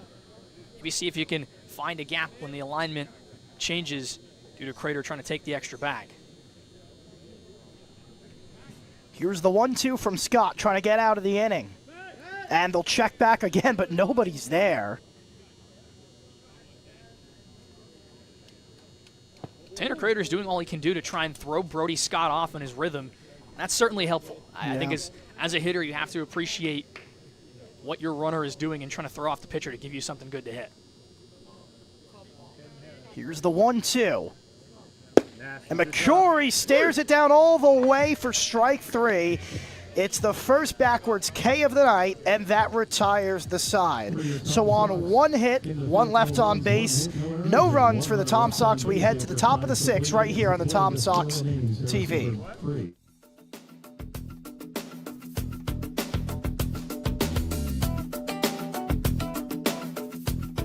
Want to support the Tom Sox? We offer many tiers of sponsorships with numerous benefits. Head to tomsox.org/sponsors to learn more about how you can become a valued partner today. Become a host family today. Host families provide players with a home away from home while building connections that go beyond baseball. Discover the lasting impact that host families have on the team and our community at tomsox.org/host-families. Contribute to Charlottesville Community Baseball today. As a 501c3 nonprofit organization, your support helps the Charlottesville Tom Sox create unforgettable memories and develop baseball's future stars right here in Central Virginia. Visit Tom Sox. Greenhouse, Perez, and Spellman to lead things off in the top of the sixth for the Turks. They lead it 3-0, all runs coming with 2 outs in the 4th and 5th inning. And it is still Lucas Cash on the mound as the Tom Sox are looking to get to the bottom of the 6th to try and start the offense. But it all starts with Cash here as he's got to get through the middle of the order. Mason Greenhouse 0 for 2 tonight. First pitch, a wave and a miss. He fouled it. My apologies. Tapped back on a 73-mile-per-hour knuckleball. A lot of balls put in play today. For Harrisonburg, only 2 strikeouts, no walks. We mentioned that they are the least team walking in the Valley Baseball League with 19 on the season. That number hasn't changed coming into here. So every other ball has been put in play. He squares to bunt, drops it down beautifully. Cash picks it up, throws to first. It's on a hop, and it is going to go towards McCory at second. And in safely is Greenhouse. It'll be an E1. The throw was bounced. So that'll be charged to Cash. And Luke, we mentioned it's the little things that the Tom Sox have done right today, but you're down 3-0. That's a free out. You got to have it. Yeah, but Greenhouse was busting down the first base line, so it would have been tough to get him out. Great from Cash to even make the throw over there, as that was a very solid bunt from Greenhouse. It absolutely was. I wasn't sure who was going to get it at first. We'll keep an eye on Greenhouse. No steals on the season. But he is the center fielder, so he's got to have some type of speed. So I wouldn't rule it out of proportion there, as that is a called strike to make it 0-1. Harrisonburg most definitely knows about the Tom Sox failing to throw runners out at second. And I think Greenhouse knows it as well, as they check back on him again. Andy Perez is at the plate. He is 1 for 2 with a single in the 4th. He came around to score. That was on Connor Spellman's 2-out base hit to left field. They'll check back again.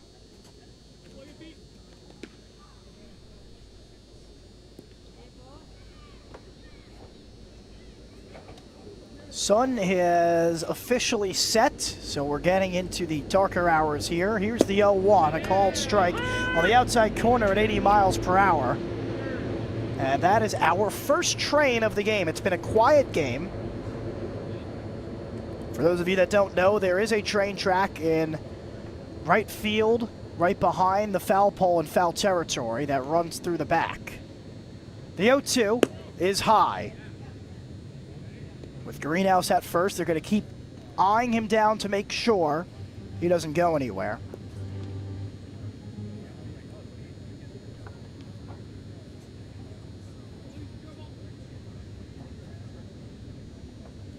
The 1-2.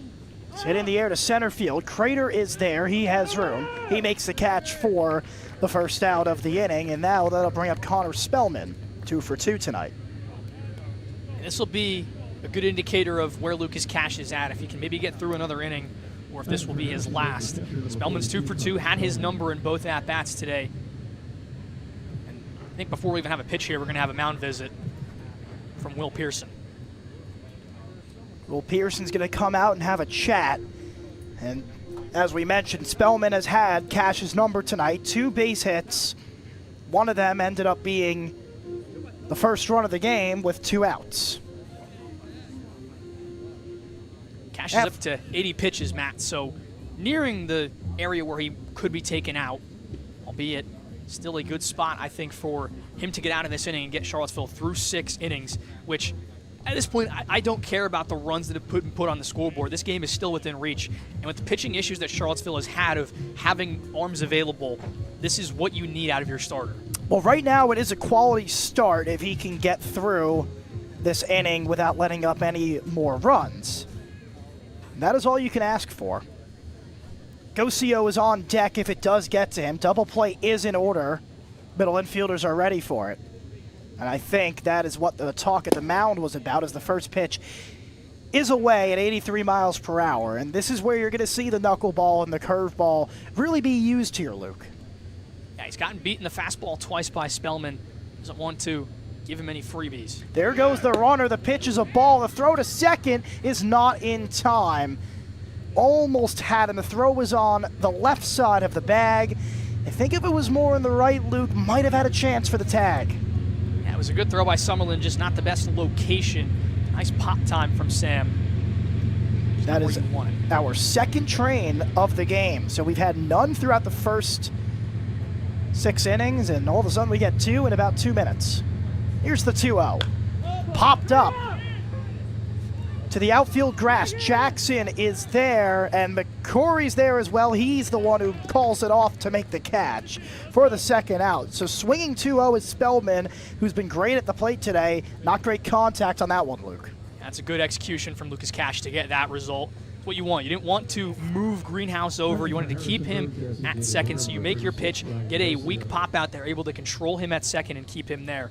Desirable outcome. Now you got to get Gocio, who you've gotten to ground out twice in this game. Got to finish. Both fielders' choices for Gocio. Not likely to have that outcome here, but you never know. That pitch is outside, 82 mile per hour fastball.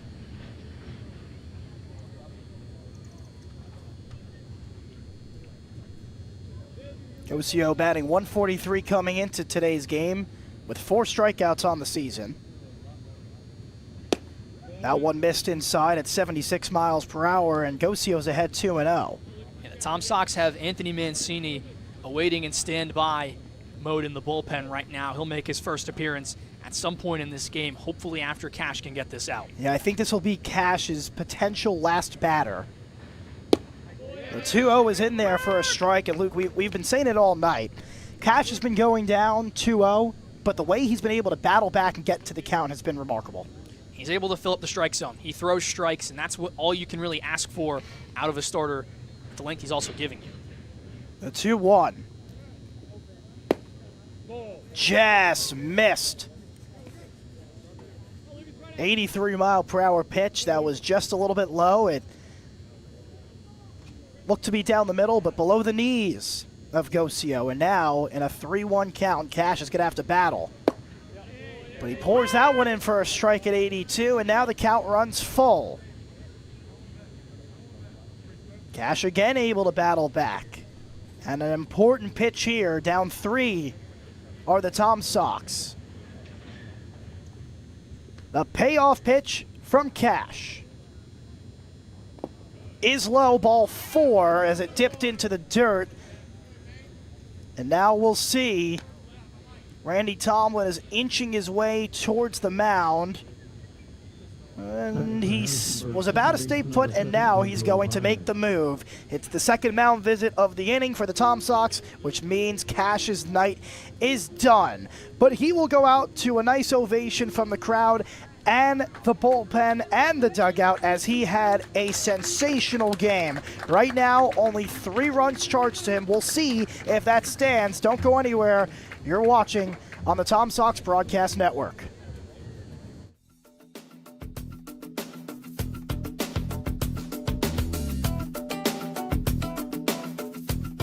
Want to support the Tom Sox? We offer many tiers of sponsorships with numerous benefits. Head to tomsox.org/sponsors to learn more about how you can become a valued partner today. Become a host family today. Host families provide players with a home away from home while building connections that go beyond baseball.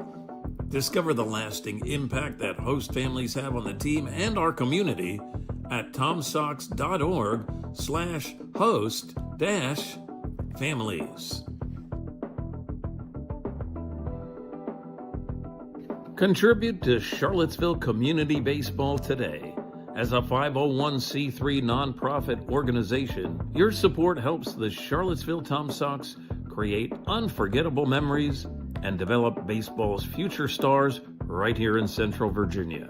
Visit tomsox.org/give donate to see how your gift makes a difference.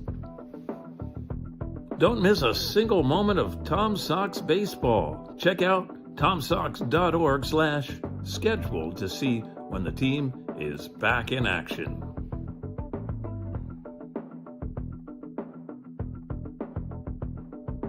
Learn from the best this summer. Join Tom Sox players and coaches in our annual summer camps. It's a chance for kids ages 6 to 12 to learn from the past, present, and future of baseball. Find more information and sign up at tomsox.org/summercamp.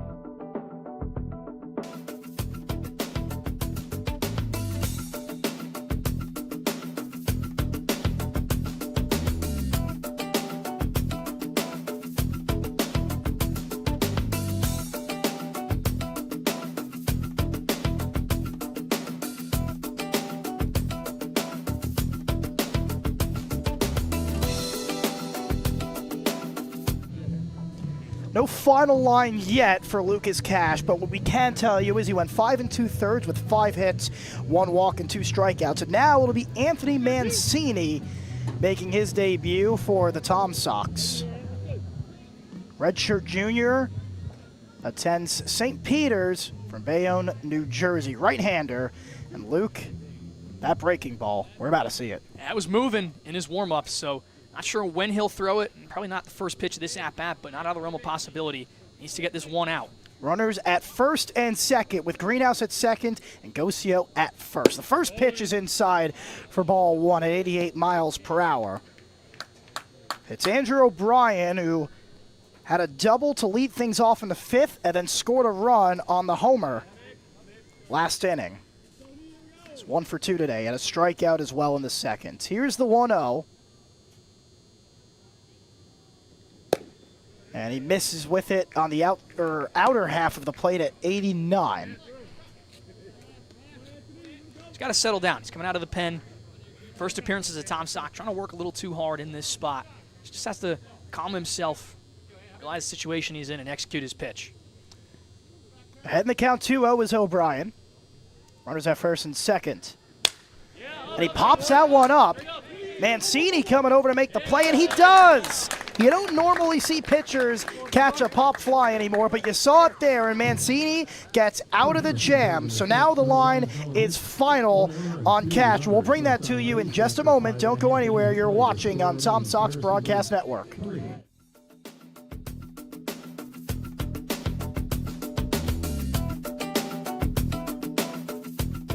Want to support the Tom Sox? We offer many tiers of sponsorships with numerous benefits. Head to tomsox.org/sponsors to learn more about how you can become a valued partner today. Become a host family today. Host families provide players with a home away from home while building connections that go beyond baseball. Discover the lasting impact that host families have on the team and our community at tomsox.org/host-families. Contribute to Charlottesville Community Baseball today. As a 501c3 nonprofit organization, your support helps the Charlottesville Tom Sox create unforgettable memories and develop baseball's future stars right here in Central Virginia. Visit tomsox.org/donate to see how your gift makes a difference. Don't miss a single moment of Tom Sox baseball. Check out tomsox.org/schedule to see when the team is back in action. Welcome back. We are in the bottom of the 6th where the Tom Sox trail 3-0. Lucas Cash, his final line, 5 2/3, 5 hits, 3 runs, 3 of them earned, 1 walk, 2 strikeouts, 89 total pitches. A quality start from Cash. And now it'll be Tommy Lansness, 0 for 2 tonight. Put the ball in play both times, both ground balls. First pitch is hit in the air to deep right field. Walker's going back to the track, and it dies down at the wall. A big swing from Lansness, just dies short. We mentioned it earlier, the 385-foot section out in right center field is, well, to say the least, unkind at points. And right there, Lanz has put a really good swing on that one, just found the deepest part of the yard. I think it akin to some of the parts in Fenway Park where you're hitting upwards of 420 feet to try and put a ball out. Good swing by Lanz, that's just an unkind result. That one is popped up by McCollum in foul grounds. Williams coming over, and it just goes landing near the batting cage. Not able to get a glove on it was Williams. Grayson McCollum at the plate. He's 1 for 1 with a single in the 4th inning. He also walked, got to second. That was in the 2nd inning. He's 5 for 21 on the season. Don't ask me what average that is. I'm not good at math. What I can tell you is that it's an 0-1 count. And that pitch is low at 84.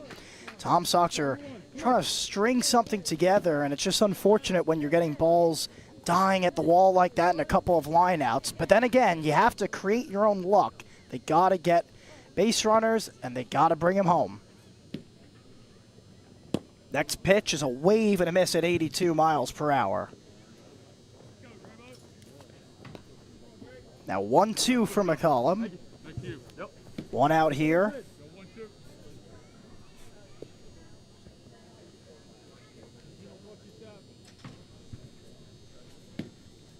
Luke is getting the binoculars over as we try and see who's in the pen for the Turks. The 1-2 is up high, now 2-2. What do you got there, Luke? Can't really tell, Becker. It's tough. Tough angle using the... I think I actually do have it. No, I don't. Here's the 2-2. That one's ripped to right field. That's a base hit. So McCollum with back-to-back at-bats with a hit, and it's a one-out base runner for the Tom Sox. Okay, I actually do have who's in the bullpen for Harrisonburg. I second thought myself. It's Jackson Leggett-Walford, the lefty from Auburn Montgomery. He's getting loose out in the bullpen. Oh, when he does come in, that'll be a fun one for us. Now it is Ben Cardone, 0 for 2. The fly out to right field and a pop-up to Andy Perez at short. The first pitch is poured in for a strike at 87 miles per hour. McCollum on first. Again, we have not seen McCollum steal this season. But the Tom Sox have been aggressive today, and they need runs quick. The 0-1 from Scott is popped up into center field. Greenhouse making his way to the track, and he makes the catch for out number 2. Yeah, well, it's just at-bats like that that really kill the momentum for Charlottesville today.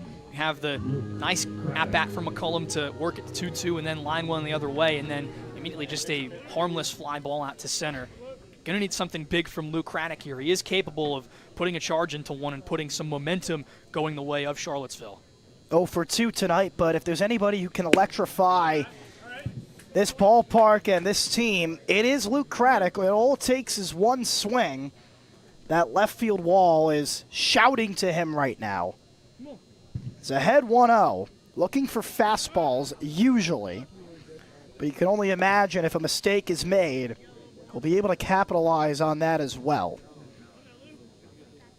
One of the 2 home runs this season for the Tom Sox belongs to Luke Craddock. He had the first one. It was in Culpeper. The curveball bent in on his hands. 1-1 count as that one goes out of play. I mean, odds are you aren't going to see the exact pitch that you want in this at-bat, but Craddock needs to work towards it and earn that challenge pitch from Scott, who's been excellent today. 1-1 is chest high at 87 miles per hour. The fastball now ahead in the count is Craddock. On deck, if it gets to him, it's Sam Summerlin, the catcher. 0 for 1 tonight with a walk. He had an unlucky line out. The 2-1. Chopped on the ground to third. Miranda charges it, picks it up, throws to first. It's high off the bag, and safe at first is Craddock. So most likely an error charge to Miranda, we'll see. Nonetheless, it's a base runner for the Charlottesville Tom Sox, and that brings up Summerlin. You got to take what's given to you at this point. It's what Harrisonburg has done today. It's what Waynesboro did yesterday. Charlottesville has an opportunity here to get a run across, and for what Lucas cashed it out there for across 5 2/3 innings, keeping you in this ball game, working out of some tough spots. Got to back your pitcher up at some point. This is a chance to do it. Tying run at the plate, it's Summerlin, and he loops one into left field. That's a base hit.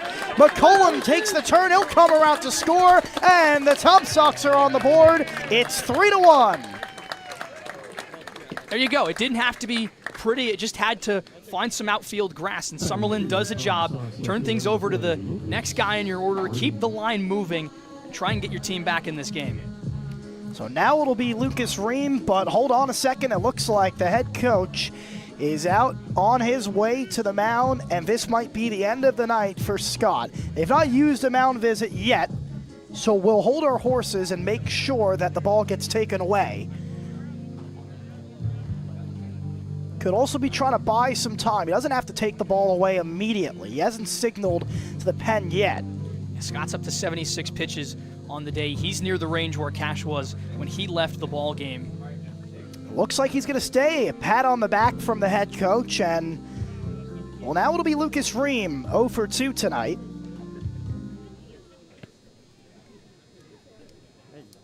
Tying run is at first base with Sam Summerlin. Luke Craddock is at second. Lucas Ream at the plate. An important at-bat here for the Tom Sox, who are trying to gain momentum. First pitch is outside. Luke, do you agree with the decision to leave Scott in the game? Yes, I think he's earned it. I think he's looked really, really good over the past 5 2/3 innings, that he's earned this opportunity to get himself out of this spot. Let's see what he has. Third time around the order. Pitch is popped up to the second baseman, O'Brien. He calls it, and that will retire the side. But the Tom Sox finally get a run on an RBI single from Sam Summerlin. We'll be back in just a moment for the top of the 7th.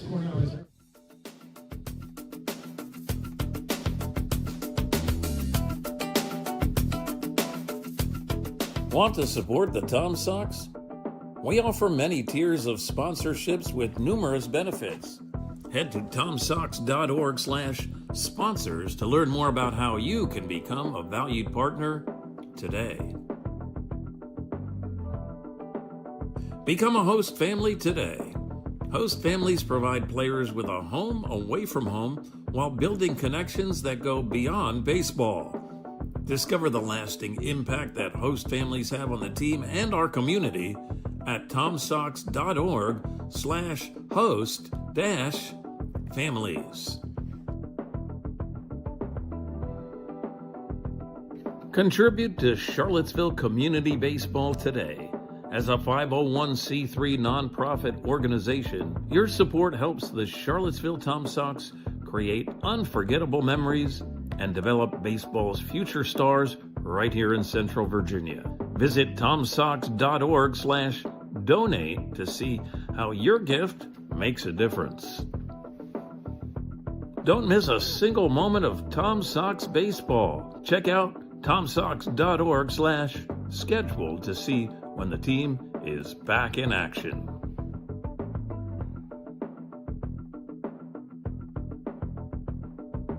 Learn from the best this summer.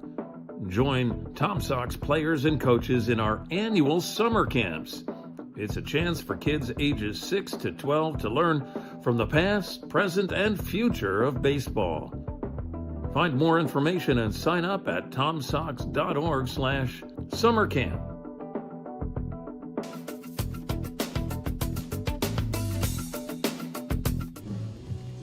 Top of the 7th, Miranda, Garber, and Walker for the Turks as they lead it 3-1, and still on the mound is Mancini after getting the final out of the top of the 6th. 0 for 2 tonight is Miranda.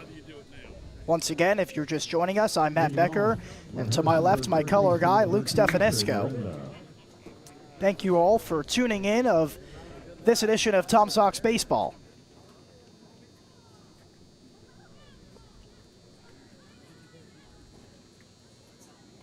First pitch is on the outer half of the plate for a called strike at 90 miles per hour from Mancini.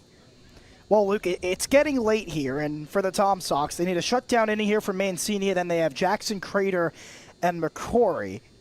Your confidence may be a little bit low as a swing and a miss there because you've been putting the ball in play, you haven't been getting results. If you're a captain on this team, a leader, what are you saying to the team in the dugout in between innings? It's just to stick with it. Becker, you said it yourself there. You've been getting a little bit unlucky. The sport of baseball rewards you if you stay consistent. Keep taking the at-bats like you have. You'll find results. Well, it misses away, and I completely agree with you. And it's unclear at the moment who is the so-called captain. Summer league teams don't really have captains, but you end up seeing leaders throughout the season. Here's the 1-2. Wave and a miss, 89 miles per hour on the outer half of the plate for a strikeout. It's the third strikeout of the night for the Tom Sox pitching staff. Yeah, and Mancini settled down, got that firewood in his first at-bat last inning, and right there, you saw the exact plan he wanted. He tried to work Miranda away and then hit him with the heater for strike three. Tough pitch for a lefty to get to on that outer half. Good spot for Mancini. Here is Ben Garber, 0 for 3 tonight.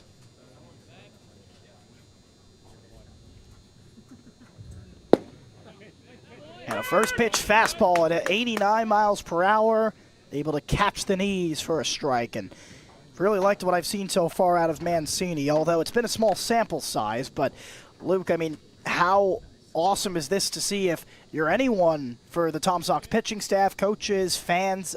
You know they've been short on pitching, so to be able to see a player like this kind of come in and light it up just like we saw Dahlman 2 nights ago, how special is that?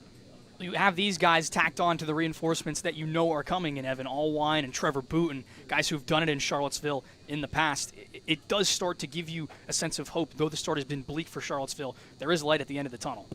That one's in the dirt at 81, and the changeup we saw during his warm-ups hasn't been really going for him. I think he'll stay away from that pitch, but that curveball, we haven't fully seen it yet in an at-bat. There's only been 2 at-bats, and me and you are both on the lookout for it. It had a lot of movement on it. We don't have the metrics for the horizontal break and all that stuff, but with the naked eye, it's pretty cool. As time is called, there was a ball that just happened to be sitting right by the... Oh, it was actually got away from, I guess it got away from the pitcher in the bullpen, so I guess that's good if you're a Tom Sox fan. Good sign. Maybe. Here's the 2-1. Oh, that pitch is up and inside at the head of Garber. He was able to duck and get out of the way. 88 miles per hour. That would have hurt. Well, if there's any time to use the curveball, maybe it's now. Or the changeup is up to Mancini, but this is the only at-bat he's really been behind. He got back into the 2-0 count in his first at-bat. We'll see how he can respond. Here's the 3-1. And he goes with the fastball on the outer half of the plate, a strike all the way, and Garber disagreed with the home plate umpire. But that was there on the corner. We were able to see it from here. Now back in the count is Mancini. Count runs full. Here's the payoff pitch. Mancini fires, swing and a miss, strike 3, as he was able to come back and get Garber after being down 3-1 in the count. And there's that battle back from Anthony Mancini that we had hoped for. You saw it in that first at-bat where he went down 2-0, got the firewood. That right there going with the heater to get the strikeout. That's huge for a Tom Sox bullpen arm. Coy Tomlin, assistant pitching coach, is fired up after that strikeout, just as everyone else. Pitching coach. Fired up just as everyone else. Strike him out, Pete. Wants a strikeout here. Well, he gets the first strike at 89 miles per hour on the outer half of the zone. One more. Coy's asking for another. Here's the 0-1 from Mancini with 2 outs. That's a called strike. Mancini just pouring it in there. We haven't even seen the off-speed. It's been all fastballs. And with back-to-back strikeouts, he's looking for a third. One more. One more, says Coy. The 0-2 from Mancini to Walker, but a home run his last time up.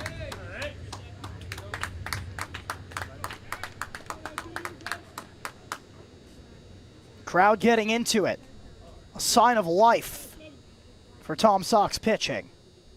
0-2 inside, back him off the plate just a tad at 90 miles per hour.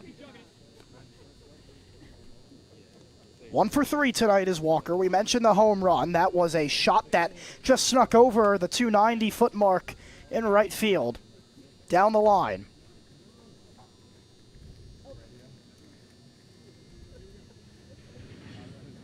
Walker gets the sign. Mancini gets the sign. He fires inside again. No. Well, Luke, he's came inside twice, backed him off the plate. You think the outer half's open? Potentially, especially against the lefty, you can locate that pitch in a part where it's going to be really tough for Walker to hit. And probably get him swinging here, but you just need to make a good pitch. It doesn't need to be perfectly executed. Find a spot and stick to it. Here's the 2-2 with 2 outs. Outer half just missed. Good pitch, but it definitely was just a little bit off the plate. Some of the fans unhappy, but I happen to agree with that call. I think you do too, Luke. Now the count runs full. The payoff pitch from Mancini. Ground ball to the right side. McCrory picks it up, fires to first in time, and it's a 1-2-3 inning for Mancini. He gives the Sox pitching staff a sign of hope, and it's stretch time here at the Cho.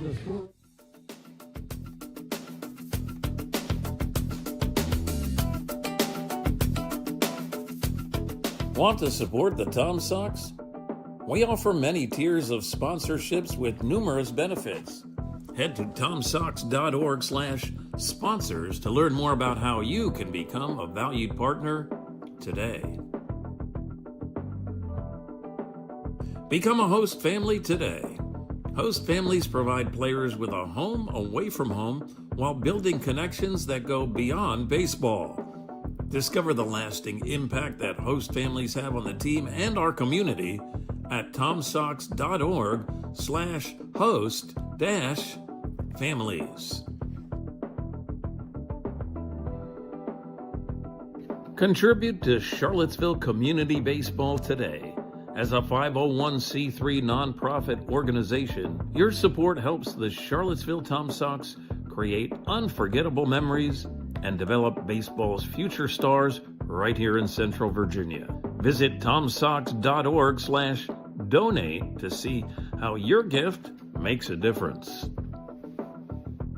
Don't miss a single moment of Tom Sox baseball. Check out tomsox.org/schedule to see when the team is back in action.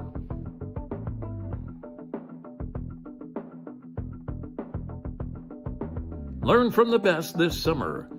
Join Tom Sox players and coaches in our annual summer camps.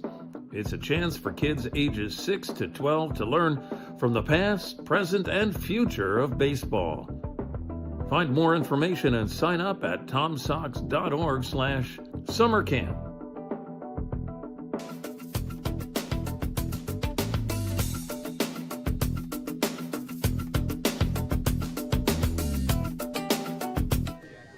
Brody Scott's night is done. That brings in Jackson, Leggett, Walford. We'll start with Brody Scott's final line. 5 innings pitched, 3 hits, no runs, 1 run, no earned runs, 2 walks, 2 strikeouts. And now let's look at the ledger for Leggett, Walford. And Jackson Leggett Walford, a very small statured guy, and only listed at 5'8" from Clearwater, Florida, but he pitched a pretty good season for University of Auburn at Montgomery. 9 appearances to a 4.76 ERA, 5 2/3 innings, 8 walks to 4 strikeouts, but he found ways to get outs. It's officially getting to that dusk time here as Chase Jackson leads things off. Gets easier to see the ball if you're an outfielder. with the sky turning dark. Just got to make sure it doesn't get lost in the lights. I've never played here. Has that happened last year, Luke? I haven't seen it too much. Chase Jackson 0 for 2 tonight, and he gets out of the way of that one. He's been pitched inside a couple of times in the first 5 games of the season. If I remember correctly, he basically had to duck in the Purcellville game. And now we have a ball. Was that from the bullpen too? It was from, once again, Oh the my goodness. Harrisonburg bullpen. That is... That time made it all the way to the backstop. Wow. They're all right. Again, I don't know if that's a good or bad sign. We'll see. The 2-0 is high, ball 3. Look at Walford with his first batter behind 3-0. Not sure if our radar gun is glitching, but I believe that had that pitch at 4,000 RPMs. Really? Here's the 3-0. That's a called strike. No RPMs on that one. I guess the ball just floated. I don't know what a 4,000 RPM pitch would look like, Matt. I haven't seen it. I am curious. 3-1. Ooh, that one missed, and a leadoff base runner in Chase Jackson, the speedy shortstop. We'll see if they make work of that and send him and be aggressive, but for the Tom Sox, trying to start this comeback, that's a pretty good start. Yeah, but this is where the pitching change comes into advantage for Harrisonburg. You now have 3 lefties atop the Charlottesville order, and you have Leggett Walford as a lefty on the mound. You have the advantage, which remains to be seen if Leggett Walford can execute. We'll see what Crater is able to do here. A lot of lefties, when the pitch is in on them, they like to get out in front and drill it down the right field line. We'll see if they even pitch him in. First pitch is outside as expected, 1-0. I'll be surprised if Chase Jackson gets in motion here. Looked like he was timing up Leggett Walford on that pitch there. Held back. Could be something to see him get going soon. I 100% agree with you, Luke. I think this would be the pitch to go on. You don't want to distract somebody like Tanner Crater, who's just been sensational at the plate this entire season. This would be the pitch to go on, especially with whatever's going on right now. It's not really a thought in the mind. I think there might have been a little mix-up on some of the signs, and I think that's what the chat is about. Tanner Crater, 2 for 3 tonight. 2 steals as well. Just been unbelievable all season. His batting average that started the day at 467 is now even higher. He's looking to put it up to the moon. Got a good chance here to continue cementing himself as one of the best hitters in the VBL in this early stretch. The best hitters tend to shine in the brightest moments. Charlottesville still searching for their first win. Crater can be the hero in this game. Infield playing him straight up. 1-0 count. Jackson doesn't go. Pitches outside, called strike on the corner. That one at 86 miles per hour. Now, these umpires come from MAC, and I think it's a little bit easier for them. Some of the players here, their fastballs are in the 80s, where some of the ones that they see at the MAC are north of 95. Probably easier to track. We're going to check back on Jackson. Luke, would you send him here if you were a base coach? I think it's definitely an option, and I think I would lean to sending Chase Jackson. You need to be aggressive at this point in the game, as we spoke about. The Tom Sox have been a little bit unlucky in periods of this game, so you want to find any opportunity you can to get runners in scoring position, especially with no one out. Jackson has the speed, and he can get there. Would you allow Crater to swing if they do it? Here's the pitch. Well, they let him swing, and they don't send the runner as it's fouled back. That's always an interesting question. Sometimes you're looking at the coach, and sometimes they don't really tell you, they don't really give you the take sign. It's kind of like a, hey, he's going to steal, and I mean, I guess it's just up to you. Sometimes they forget about the batter. Now with 2 strikes, you're going to let Crater do what he needs to do. Maybe a hit and run play here. 1-2. Grounded to the right side. O'Brien makes a diving stop, throws to first in time. And the unluckiness of the Tom Sox putting the ball in play continues as O'Brien shines bright there on a diving stop, flips it to first, but the runner does advance. Yeah, but that's not the worst outcome for Charlottesville. You were able to move Jackson over into scoring position, and it wasn't a double play ball. Now, it could have certainly gotten through the hole and into the outfield, which would have probably saw Jackson go to third. That would have been the desirable outcome, but not the end of the world. McCory's 0 for 3 tonight, a strikeout. In his last at-bat, one of 2 strikeouts tonight for the Tom Sox, a called strike on the outside corner at 86 miles per hour. So we mentioned the strikeout problem coming into the game. Credit to the Tom Sox. They've really locked that in for the moment. There's still some time left in the game, but so far, so good. The walks, well, 3 of them, but it's also been a heavy contact game from both sides. You're okay with that, Luke?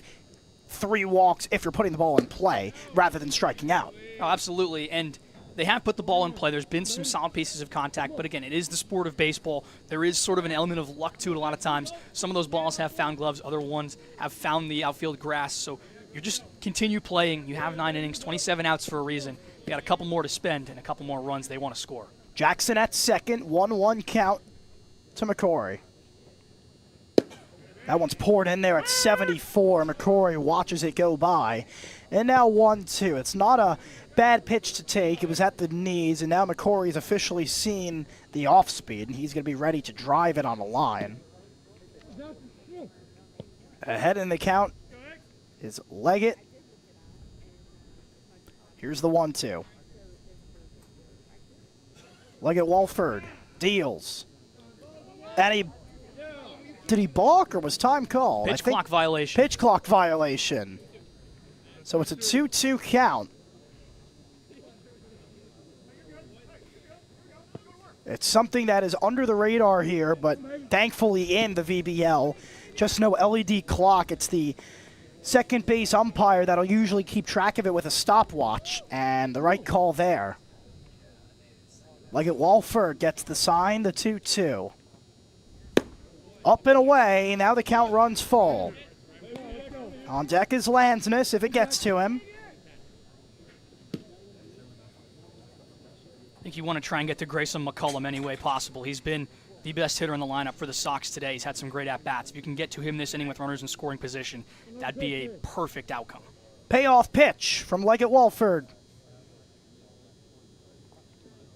Is outside, ball 4. And we mentioned the Tom Sox only had 3 walks, but they get a critical one there for their 4th of the night. It does put the double play in order, but it puts the tying run on base. I don't think a double steal is out of the equation here for Charlottesville. Both Jackson and McCory can run, especially with Lansness, who is going to have to go lefty on lefty here. You might want to get those 2 in motion, try and get them into a position where the double play isn't in order, put them on a safe spot on the base paths. We saw a double steal a couple of games ago. That was on Sunday against Woodstock. They were accustomed to the double steal as the first pitch is in there for a called strike. And here is Tommy Lansness, 0 for 3 tonight, but all of that could be changed with just one simple base hit. With the speed of Chase Jackson, there's a good chance he scores. Both players getting a pretty big lead. They're not holding anyone on. Called strike right there, 0-2, and Lansness is behind 0-2. Not a fantastic take there from Lansness. That one certainly had the potential to be a base hit if he put bat to ball, let it go by, and he's behind 0-2. Got a battle now in this count. Let's see what he can do. He chokes up a little bit on the bat. A little bit of a wider stance, gets down a little bit lower. Try and fight off a couple of pitches.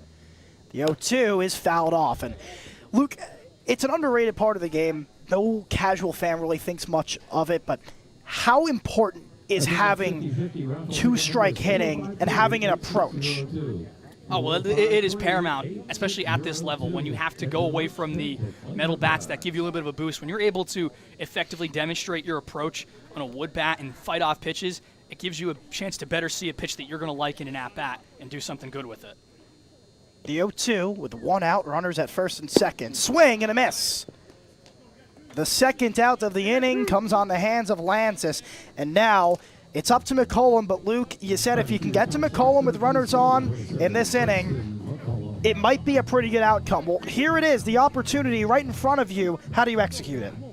You just need a base hit. You don't have to think extra bases. This is a smart decision by Harrisonburg. Take a trek out to the mound with Leggett Walford, maybe even make a pitching change. Yeah, he is going to make a pitching change, and it's hard to see what hand this, but it looks like both pitchers, I guess there's only one pitcher that was warming up, and it is a righty, so it'll be a righty-righty matchup. When we come back, it's Grayson McCollum with runners at first and second. Tom Sox down 2.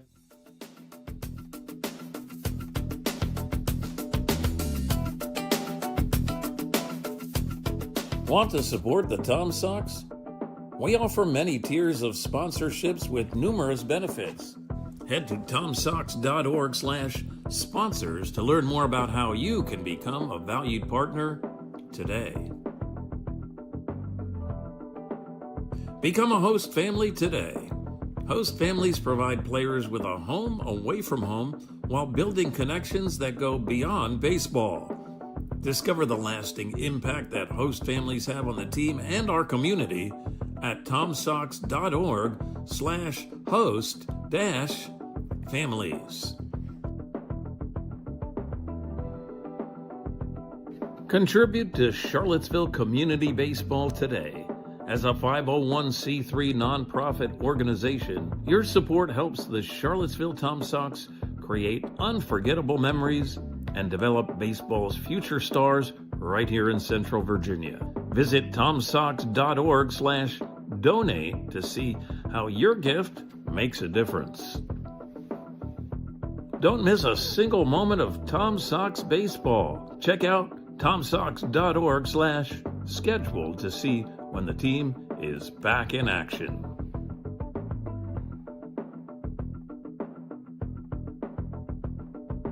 Learn from the best this summer. Join Tom Sox players and coaches in our annual summer camps. It's a chance for kids ages 6 to 12 to learn from the past, present, and future of baseball. Find more information and sign up at tomsox.org/summercamp.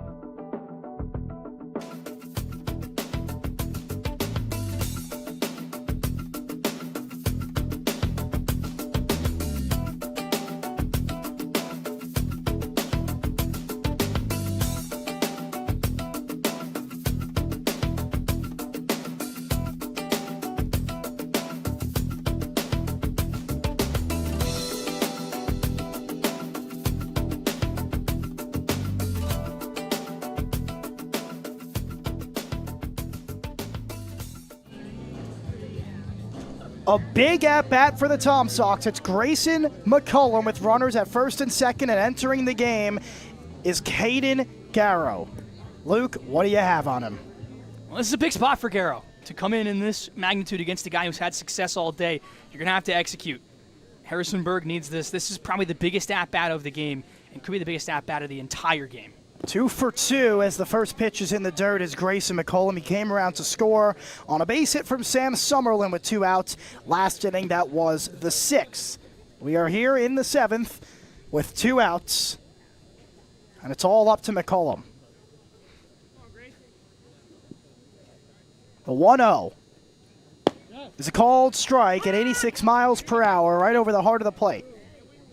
And the one thing with Garrow in his warm-ups, he was a little bit erratic. Hit the top of the screen one of his first pitches, so could be a chance for Jackson and McCory to advance if he does miss. He also threw the ball from the bullpen all the way down by home plate.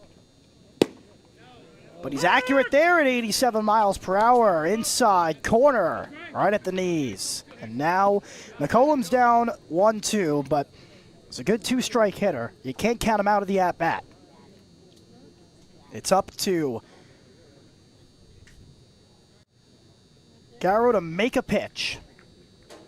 1-2, runners go, pitches in the dirt, and everybody will get a stolen base. So now the tying run is at second, and a base hit could tie the game just like that. Talk about a bold decision from Randy Tomlin and company. You didn't know how that pitch was going to go, if McCollum was going to put it in play, but he went for it, and he gets rewarded.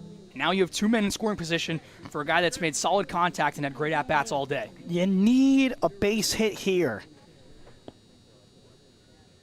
Deuces are wild. 2 balls, 2 strikes, 2 outs, and the pitch is hit to the right side. O'Brien makes the play. He'll throw to first in time, and that retires the side. The Tom Sox leave 2 runners on. They still trail by 2.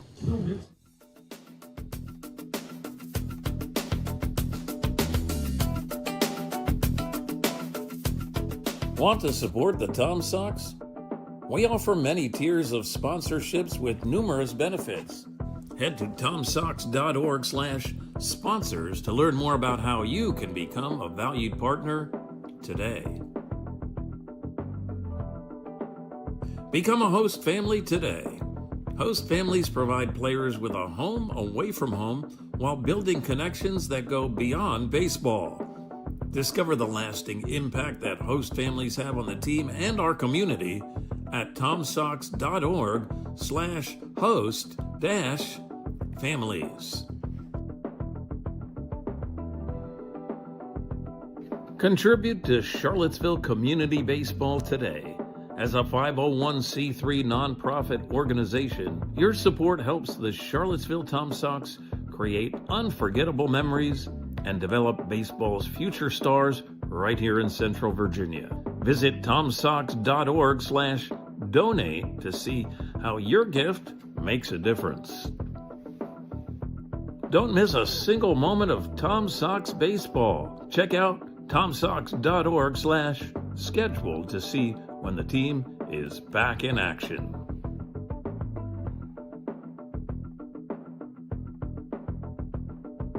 Learn from the best this summer. Join Tom Sox players and coaches in our annual summer camps. It's a chance.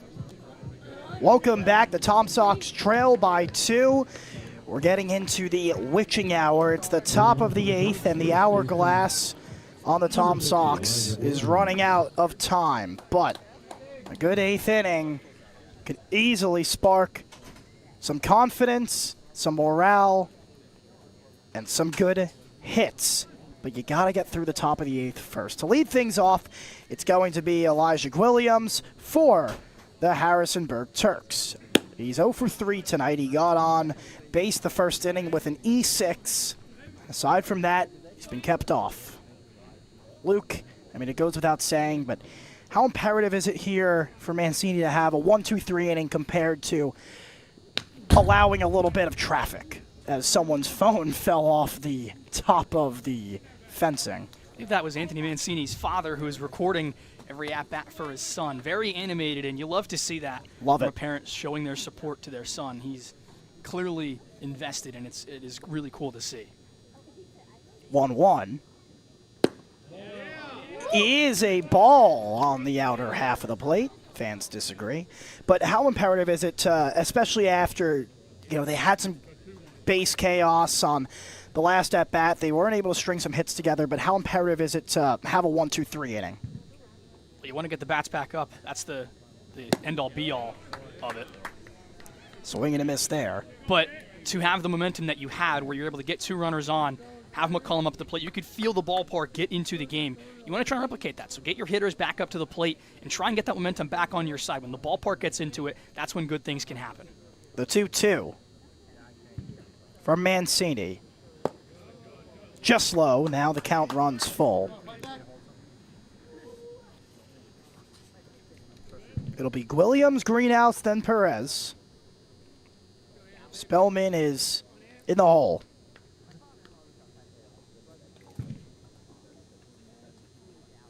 Payoff pitch. Popped up. It'll go out of play and nearly hit us. Mancini's dad caught it. How about that? Gives it over to Coy Tomlin. Now, is there any way for the ball to end up in this booth? I feel like that was the closest it could have possibly been. That's the closest I've ever seen it in my year in 2 games here. So I don't think it's possible. Here's the 3-2 pitch. And, it missed! Fans disagree. The dugout does as well. And a leadoff base runner As Elijah Williams goes to first. Luke, I know we're not umpires, but where'd you feel that pitch was? It may have been a little bit up. It's borderline. I think in the ABS system you would have seen a challenge. Unfortunately, the Valley League does not have the ABS system, as does many leagues across the country. But I think he definitely would have warranted a tap of the head from either Mancini or Summerlin. Yeah, if Cape Cod doesn't have it, I don't think Valley League would have it either. There's a swing and a miss there at 87 miles per hour. But I do agree with you. That one was really close, and you know what? You don't get that call there, but if you're able to work out of it, you might get a call your way in the next half inning. Credit to Williams. That's a stone-cold take, and we mentioned that he likes to swing the bat. I mean, that was a breaking ball that was left up there. So stone-cold take there to get on base, and a wave and a miss by Greenhouse. He's 0 for 3 tonight. Stole a base in the 6th inning. Reached on an E1. That was Cash when he went to throw the ball over off the bunt. Could see a bunt again. I mean, there is 2 strikes. It'd be a bunt for a hit down the left field line, but not out of the realm with his speed. 0-2 is a called strike. So a strikeout from Greenhouse. And now that'll bring up Perez. That was one of the more unique strike 3 called signals I've ever seen. I thought I got the count wrong. Yeah, the umpire signaled 3 like with his hand and then pulled back for the strikeout. You don't see that kind of punch out from umpires. No, I thought I got the call wrong for a second. I'm looking up at the scoreboard, making sure we're all kept on tab, and we were. That pitch is in the dirt. Probably would have been a little more animated of a call from me. I had to take a second. But now it'll be Andy Perez, and double play is in order to try and end the inning, and that's why the first pitch was in the dirt. We'll see what Perez can do. He's 1 for 3 with a base hit, came around to score, as that one is slashed back foul. So now 1-1. Mancini trying to make quick work.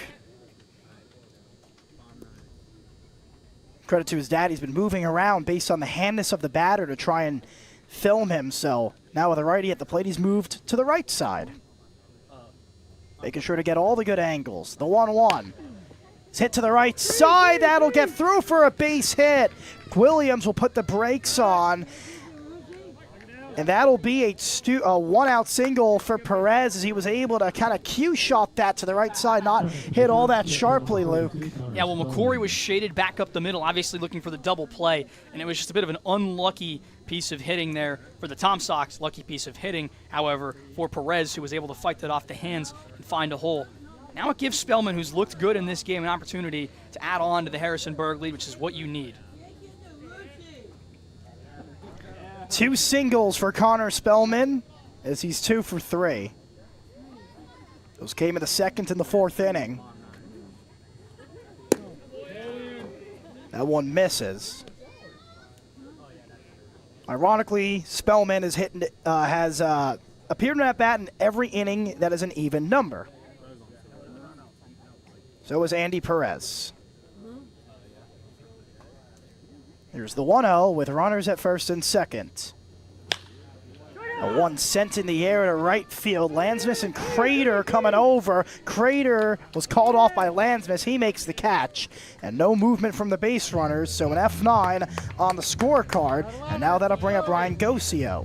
An F9 on the scorecard, more like an F8 in the field. Landsness really ranged into deep right center, as in more towards center field to make that play. Regardless, he held Williams up. Williams not the fleetest of feet. We saw that last season at times in Charlottesville, so you know he wasn't really going to challenge the throw there.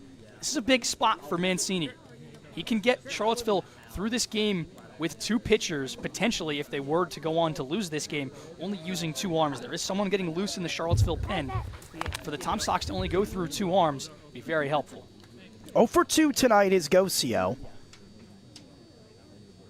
And yeah, you mentioned how Landsness came all the way from right field to make that play, but good communication where we haven't fully seen some great communication by everyone in the Valley League, but right there, very, very good play and very good communication by the 2 outfielders. So now it is Ryan Gocio. His first pitch is slashed foul. Hopefully it didn't park over there. That ball is going right back towards the lot. Andrew O'Brien is on deck if it gets to him. So many balls put in play today. 5 strikeouts by Tom Zock's pitching staff. Runners at first and second, 2 outs. That one is slashed foul, and now ahead in the count is Mancini at 0-2, and boy, a big out looming here as the Tom Sox are hungry and they want to hit the baseball. I can't tell, but I think that's tray number 3.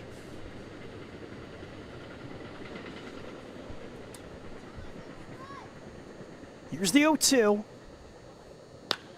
Popped up to the left side, towards the line, and it is foul. Ream was coming over, not able to get there in time. The bullpen for the Turks had to be put on hold for a second. That's why you always have a spotter. Everybody will jog back to their respective spots. We'll do it again.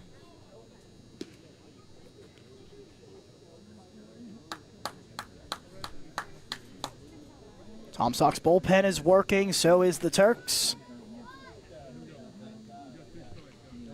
But it's all up to Mancini and Gocio in a battle.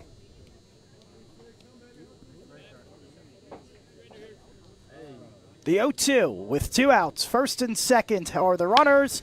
Hit to the left side, glove down by Jackson. He throws to third in time to retire the side. Jackson with a heads-up play. He's able to get Williams by a half step, and the Tom Sox get out of the jam. We step aside. We'll be back for the bottom of the 8 in just a moment.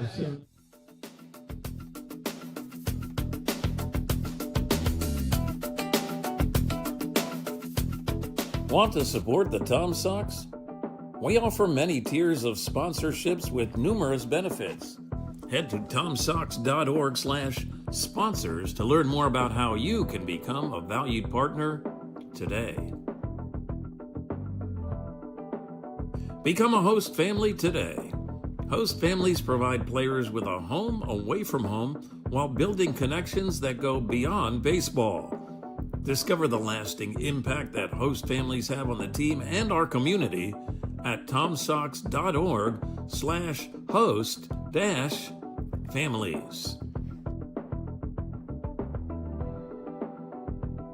Contribute to Charlottesville Community Baseball today. As a 501c3 nonprofit organization, your support helps the Charlottesville Tom Sox create unforgettable memories and develop baseball's future stars right here in Central Virginia. Visit tomsox.org/donate to see how your gift makes a difference.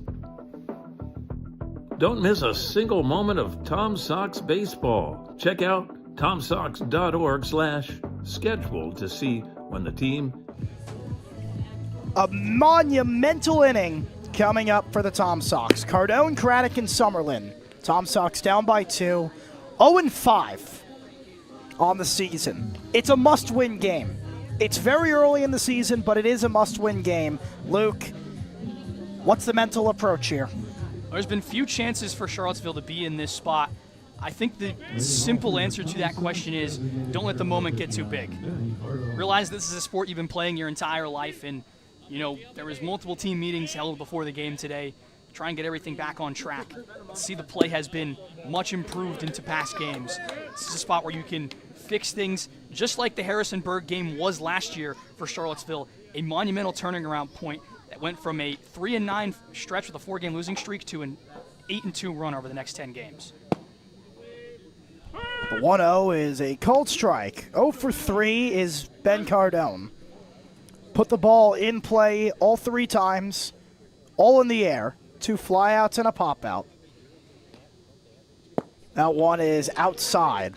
The biggest key to this inning is probably going to be walks.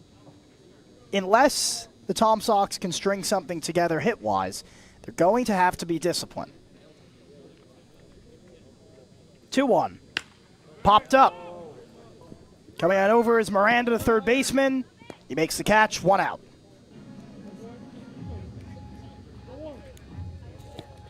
Not the end of the world. Cardone hasn't had the best of games today with 4 balls all being popped up or flown out. you can trust Craddock and Summerlin, who've had some decent at-bats today and put some good contact on the baseball. Try and get something going here. You have a part of the order that can create runs. Just need them to execute. Here is Craddock, and if you're Craddock, as he fouls that one back, he probably understands that he can't tie the game with one swing, so he's going to try and look to just drive the ball on a line. Find a way on base any way you can. He's been hit by a pitch a couple times this year. You'll take that. We got ice. Lots of it. The 0-1. Down low, ball one. Summerlin is on deck, and then Ream if it gets to him. 0 for 4, 0 for 3, pardon me, is Summerlin. This is his 4th at bat. Craddock is 0 for 3. Reached base on an E5 his last time up. Summerlin is 1 for 3. 2-1. Swing and a miss at 87 miles per hour. Now 2-2. Garrow's still on the mound for the Turks. 16.20 ERA coming into the game is Garrow. And he gets Craddock with a strikeout. So now it is Sam Summerlin looking to extend the inning. Just got to find your way on base at this point. First 2 outs are exactly the way Charlottesville, the opposite of what they wanted in this inning. So 2 outs has been the theme of this game. Harrisonburg scored all of their runs with 2 outs. Can Charlottesville equalize at this point of the game? It's the 4th strikeout of the day for the Tom Sox, so the strikeout numbers are low. It's also worth noting that the last time the Tom Sox were down by 2 runs in the later innings was against Culpeper. Ended up tying the game in the 9th inning.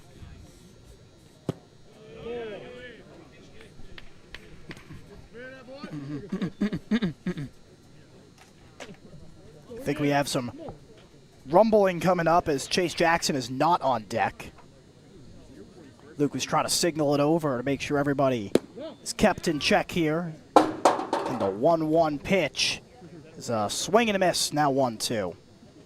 Yeah, Bryce Neely on deck, the UVA freshman, now sophomore, make his Tom Sox debut at some point, be it in the field or be it at the plate. Here's the 1-2 to Summerlin. That one's down low, now 2-2. Pardon me, it was Lucas Ream that is on deck, so that is who would be taking the spot. Chase Jackson is in the hole. Deuces are wild, 2 balls, 2 strikes, 2 outs. Called strike 3 on the breaking ball. And Summerlin goes down. We head to the top of the 9th. Tom Sox trying to rally back.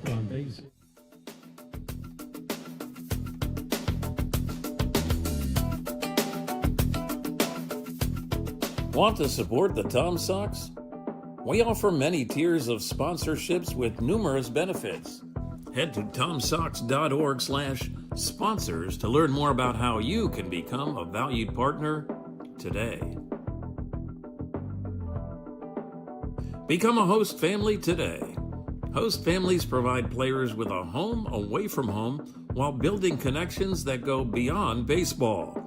Discover the lasting impact that host families have on the team and our community at tomsox.org/host-families. Contribute to Charlottesville Community Baseball today. As a 501c3 nonprofit organization, your support helps the Charlottesville Tom Sox create unforgettable memories and develop baseball's future stars right here in Central Virginia. Visit tomsox.org/donate to see how your gift makes a difference. Don't miss a single moment of Tom Sox baseball. Check out tomsox.org/schedule to see when the team is back in action.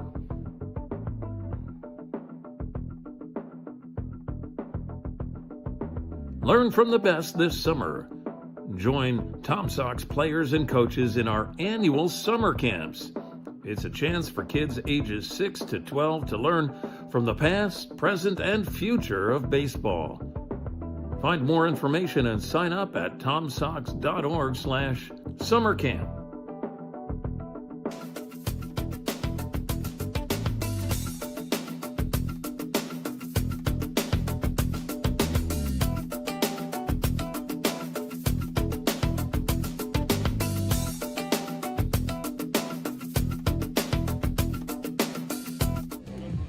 It all starts with the top of the ninth. If you want to rally back if you're the Tom Sox, you got to have a clean inning here. Mancini's still on the mound, and it's going to be 8-9-1. O'Brien, Miranda, and Garber due up for the Harrisonburg Turks. Once again, Matt Becker, Luke Stefanisco to my left as we bring you this edition of Tom Sox Baseball. Andrew O'Brien, 1 for 3 tonight with a double or a run scored in the 5th. Leading things off in the top of the 9th. Tom Sox looking for a clean, smooth inning. Trying to put it on cruise control here. Called strike on the outside corner at 90. Yeah, Mancini's looked good through his first few innings of work. Exactly what the Tom Sox needed. They haven't had to dip into the bullpen. Mancini's done the job. Where did that ball come from? The Tom Sox bullpen. That's a weird angle for it to come from, but it somehow made its way at our crowd mic. It's okay, though. Shout out to the crowd mic, Matt, one of the best in the business. It's really, really good. Been able to hear a lot. Umpire's been very vocal, been able to hear him as well. 0-1. Hit right back at the screen. Now 0-2. Portney had to duck his head for a second, making sure that that ball didn't come near him. He's claiming he didn't do it. I think he jump scared a little bit. Excellent scorer today, Brian Portney, stepping in on short notice. Call him Alexander Volkanovsky of scorekeeping. Here's the 0-2. Ooh, that just missed at the letters. Now 1-2.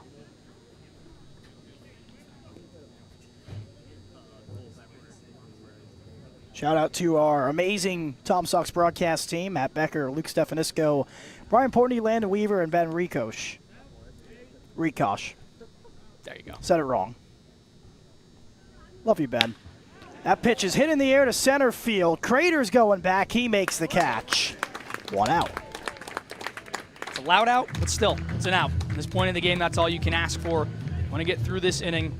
No ifs, ands, or buts about it, and there doesn't need to be any exceptions. If you can get 3 outs with no runs crossing, you get 3 outs. Here's Trey Miranda, 0 for 3 tonight.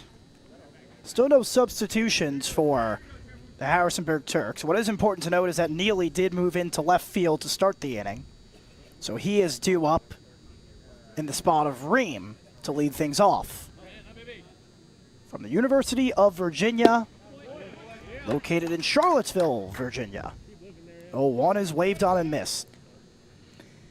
I recently went with Luke to check out the dish. I've never seen it before, and my goodness, it is absolutely gorgeous. And the UVA grounds is just absolutely beautiful. One is popped up and foul.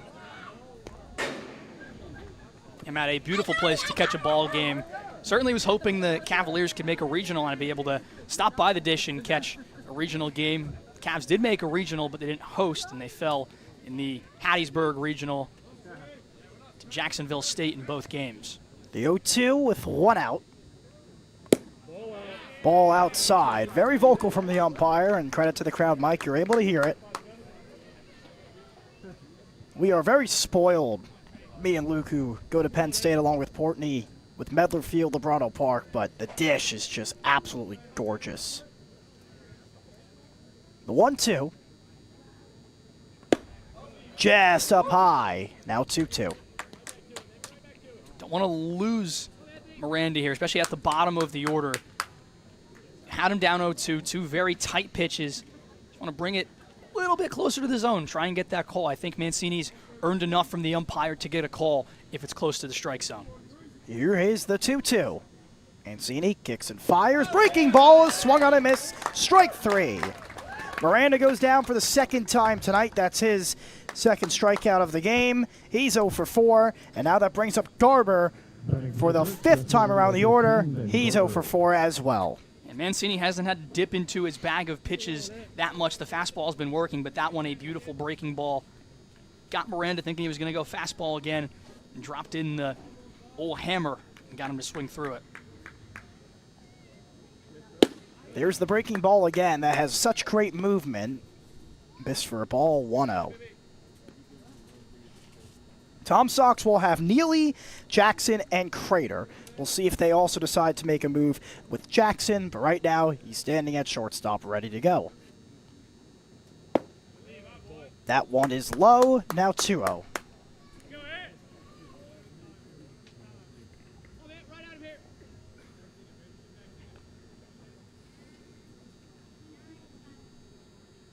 Mancini gets his sign. 4 strikeouts on the day for him as that ball breaks the bat to right field. It's going to fall in for a base hit in front of Lansness. So a broken bat, but at good cause as it falls in for a bloop single, and it's a 2-out base runner. As Ben Garber, who was 0 for 4, is now 1 for 5. It's got to be an odd feeling as a pitcher there to know you executed your pitch well enough to break a hitter's bat at the barrel, but to have it drop in for a hit, that's the cruel nature of baseball sometimes. Good execution from Mancini, just the way the baseball gods wanted that at-bat to go. Here is Jackson Walker. He has the home run to make it 3-1. Now, right now, it is the difference in this game. It was a 2-run homer in the 5th inning down the right field line. One of the rare low-scoring games we've seen to start the season. A wave and a miss. It's been a great ball game. A quality game. Both pitchers and hitters doing everything they possibly can to give its team a win.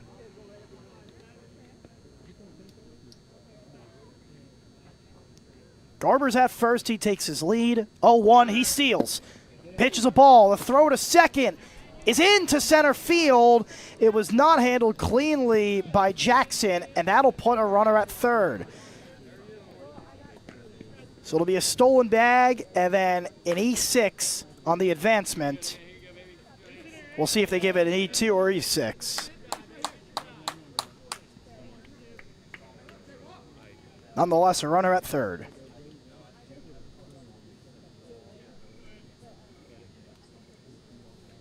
Luke, we mentioned it's the simple things you got to do right, and while the Tom Sox have really done a great job with that all game, we're getting into the witching hours. A hit's off the mask, and a runner will score. Oh, hold on. Umpire's waving it off. It hit the batter, luckily, and my goodness, Walker's going to go to first. The run does not score.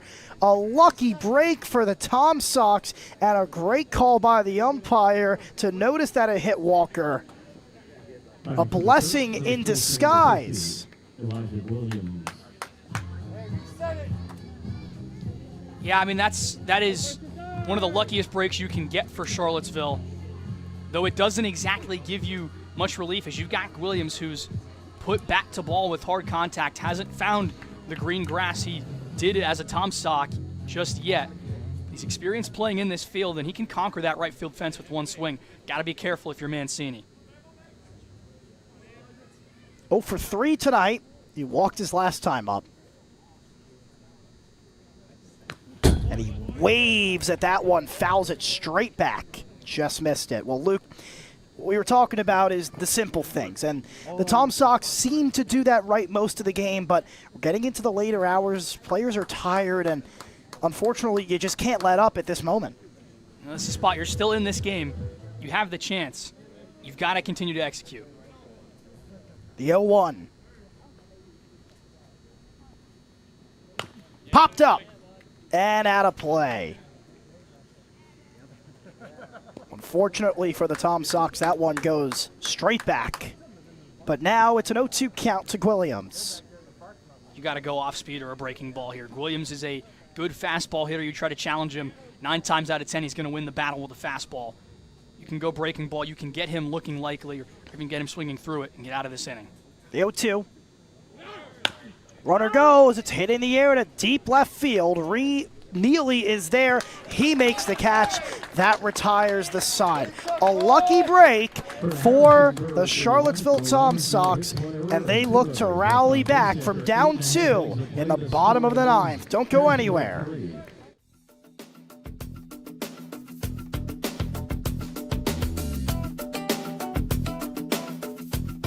Want to support the Tom Sox? We offer many tiers of sponsorships with numerous benefits. Head to tomsox.org/sponsors to learn more about how you can become a valued partner today. Become a host family today. Host families provide players with a home away from home while building connections that go beyond baseball. Discover the lasting impact that host families have on the team and our community at tomsox.org/host-families. Contribute to Charlottesville Community Baseball today. As a 501c3 nonprofit organization, your support helps the Charlottesville Tom Sox create unforgettable memories and develop baseball's future stars right here in Central Virginia. Visit tomsox.org/donate to see how your gift makes a difference. Don't miss a single moment of Tom Sox baseball. Check out tomsox.org/schedule to see when the team is back in action.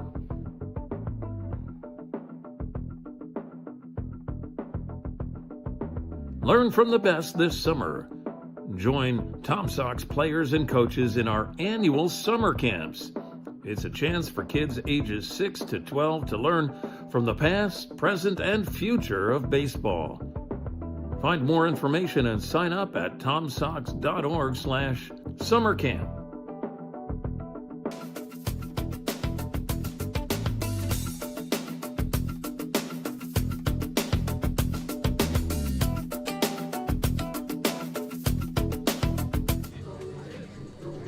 This is it.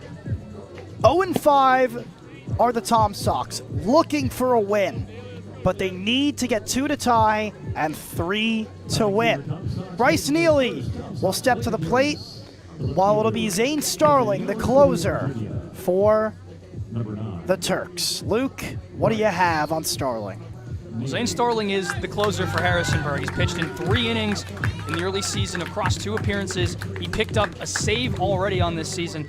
A guy that can get it done. Nobody's been able to put across an earned run this season. Charlottesville is going to have to be the first if they want to keep this game alive and put themselves a W in the win column. Bryce Neely plays at UVA. He's going to get his first at bat as a Tom Sock. And we will see what he can do. Chase Jackson is on deck. Tanner Crater will follow, bearing any substitutions to any of the two. Starling looking to shut the door. First pitch is low, ball 1. Again, it is a big spot for your first at-bat, but Neely was a part of the travel roster that went to that regional out in Hattiesburg, so he knows the big moment, has been a part of teams that have been involved in big moments. This could be a big spot for him. 1-0, outside, ball 2. Ahead in the count, good start to the bottom of the 9th. You can assume there's a pretty good chance he's taking this pitch, but we'll see.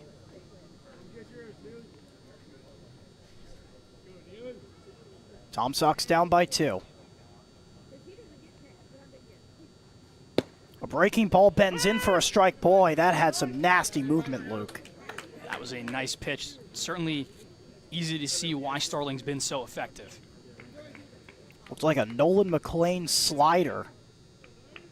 Crazy movement. And looped into the outer half of the plate. 2-1. And he misses with the fastball at 90 miles per hour. And ahead is Neely, 3-1. Jackson looming on deck.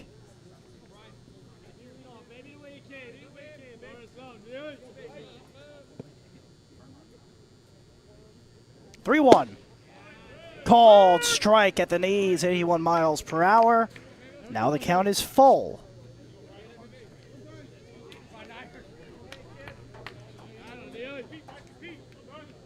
Neely trying to get aboard as the run to cut this lead down to 1. Payoff pitch. Seemed to break his bat. It's hit right back to the pitcher. He bobbles the ball, flips to first in time for out number 1. A confident play there from Starling. Stuck with it. Though it kind of took a late bad hop on him. Was able to get that one to first for the out. Now you got to turn to Chase Jackson, and you can see that bat completely broken, caught that off the handle. Not the best first outcome for Neely's first at-bat. Ended off a piece of firewood. Jackson is 0 for 2 with a walk today, and boy, could the Tom Sox use a walk.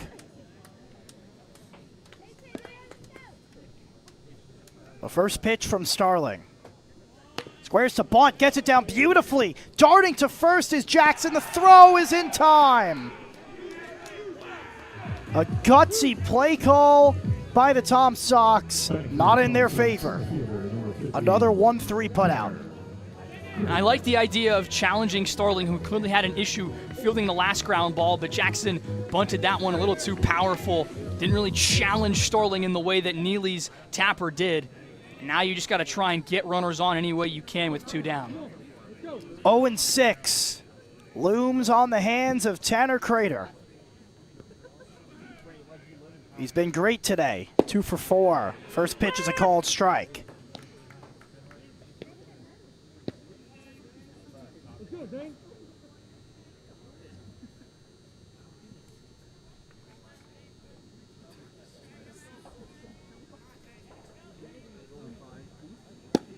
And that one's inside, now 1-1.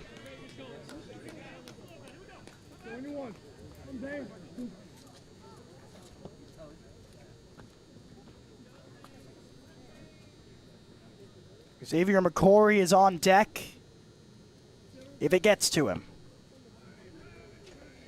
1-1 nearly hits him as he was able to back out of the way as Crater.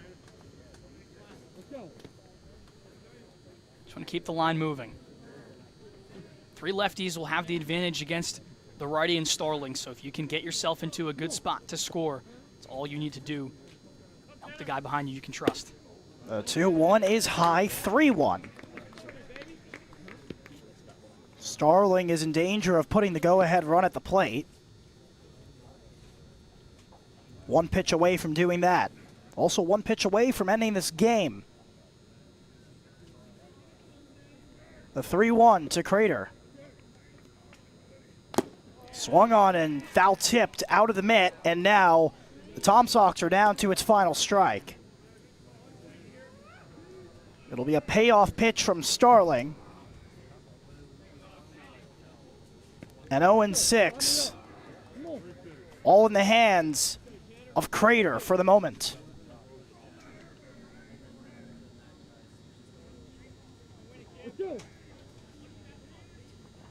3-2, called strike 3, and the ball game is over.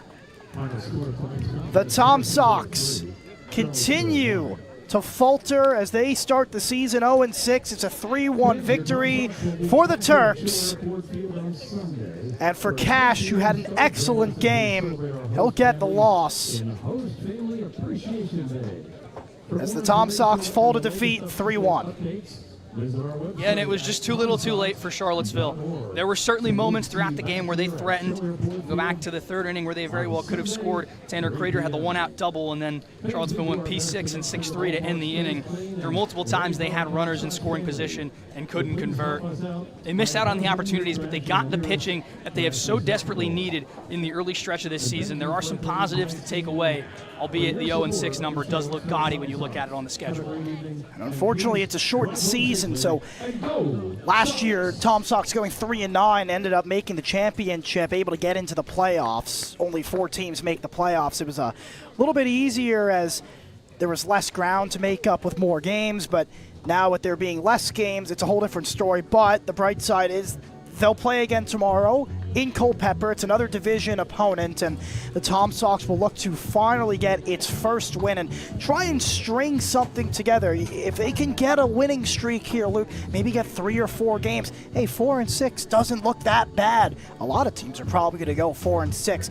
But when will the winning start? Now, there were signs of life tonight, Luke, and one thing that I personally liked is how much they put the ball in play. They figured out the strikeout problem, and the walks, yeah, they're not walking as much as they would like to, but that's going to happen when you put the ball in play. Was that something you were impressed with tonight? Absolutely. There was a lot of bat to ball, and regardless of the way that those at-bats ended, showing improvement game to game is all you can really ask for in a summer league ball club. And there was a lot of improvement all around. The fielding was cleaned up from yesterday. You had a team record 8 errors yesterday. Today, very limited for the Tom Sox. A couple mistakes, but those are bound to happen in a game of baseball. They developed from yesterday to today, a much better showing, and you have arms, you have reinforcements on the way. The season is not dead yet, but it's going to take some work on the Tom Sox end to get back into a spot where they want to be. Well, the Tom Sox fall 3-1 to the Harrisonburg Turks. They fall to 0-6 on the season, while the Harrisonburg Turks are now at 500, 3-3. Thank you so much for joining us tonight, for our amazing production crew and everybody that's able to make this possible. For Luke Stefanisco, I'm Matt Becker, Charlottesville. Have a good night.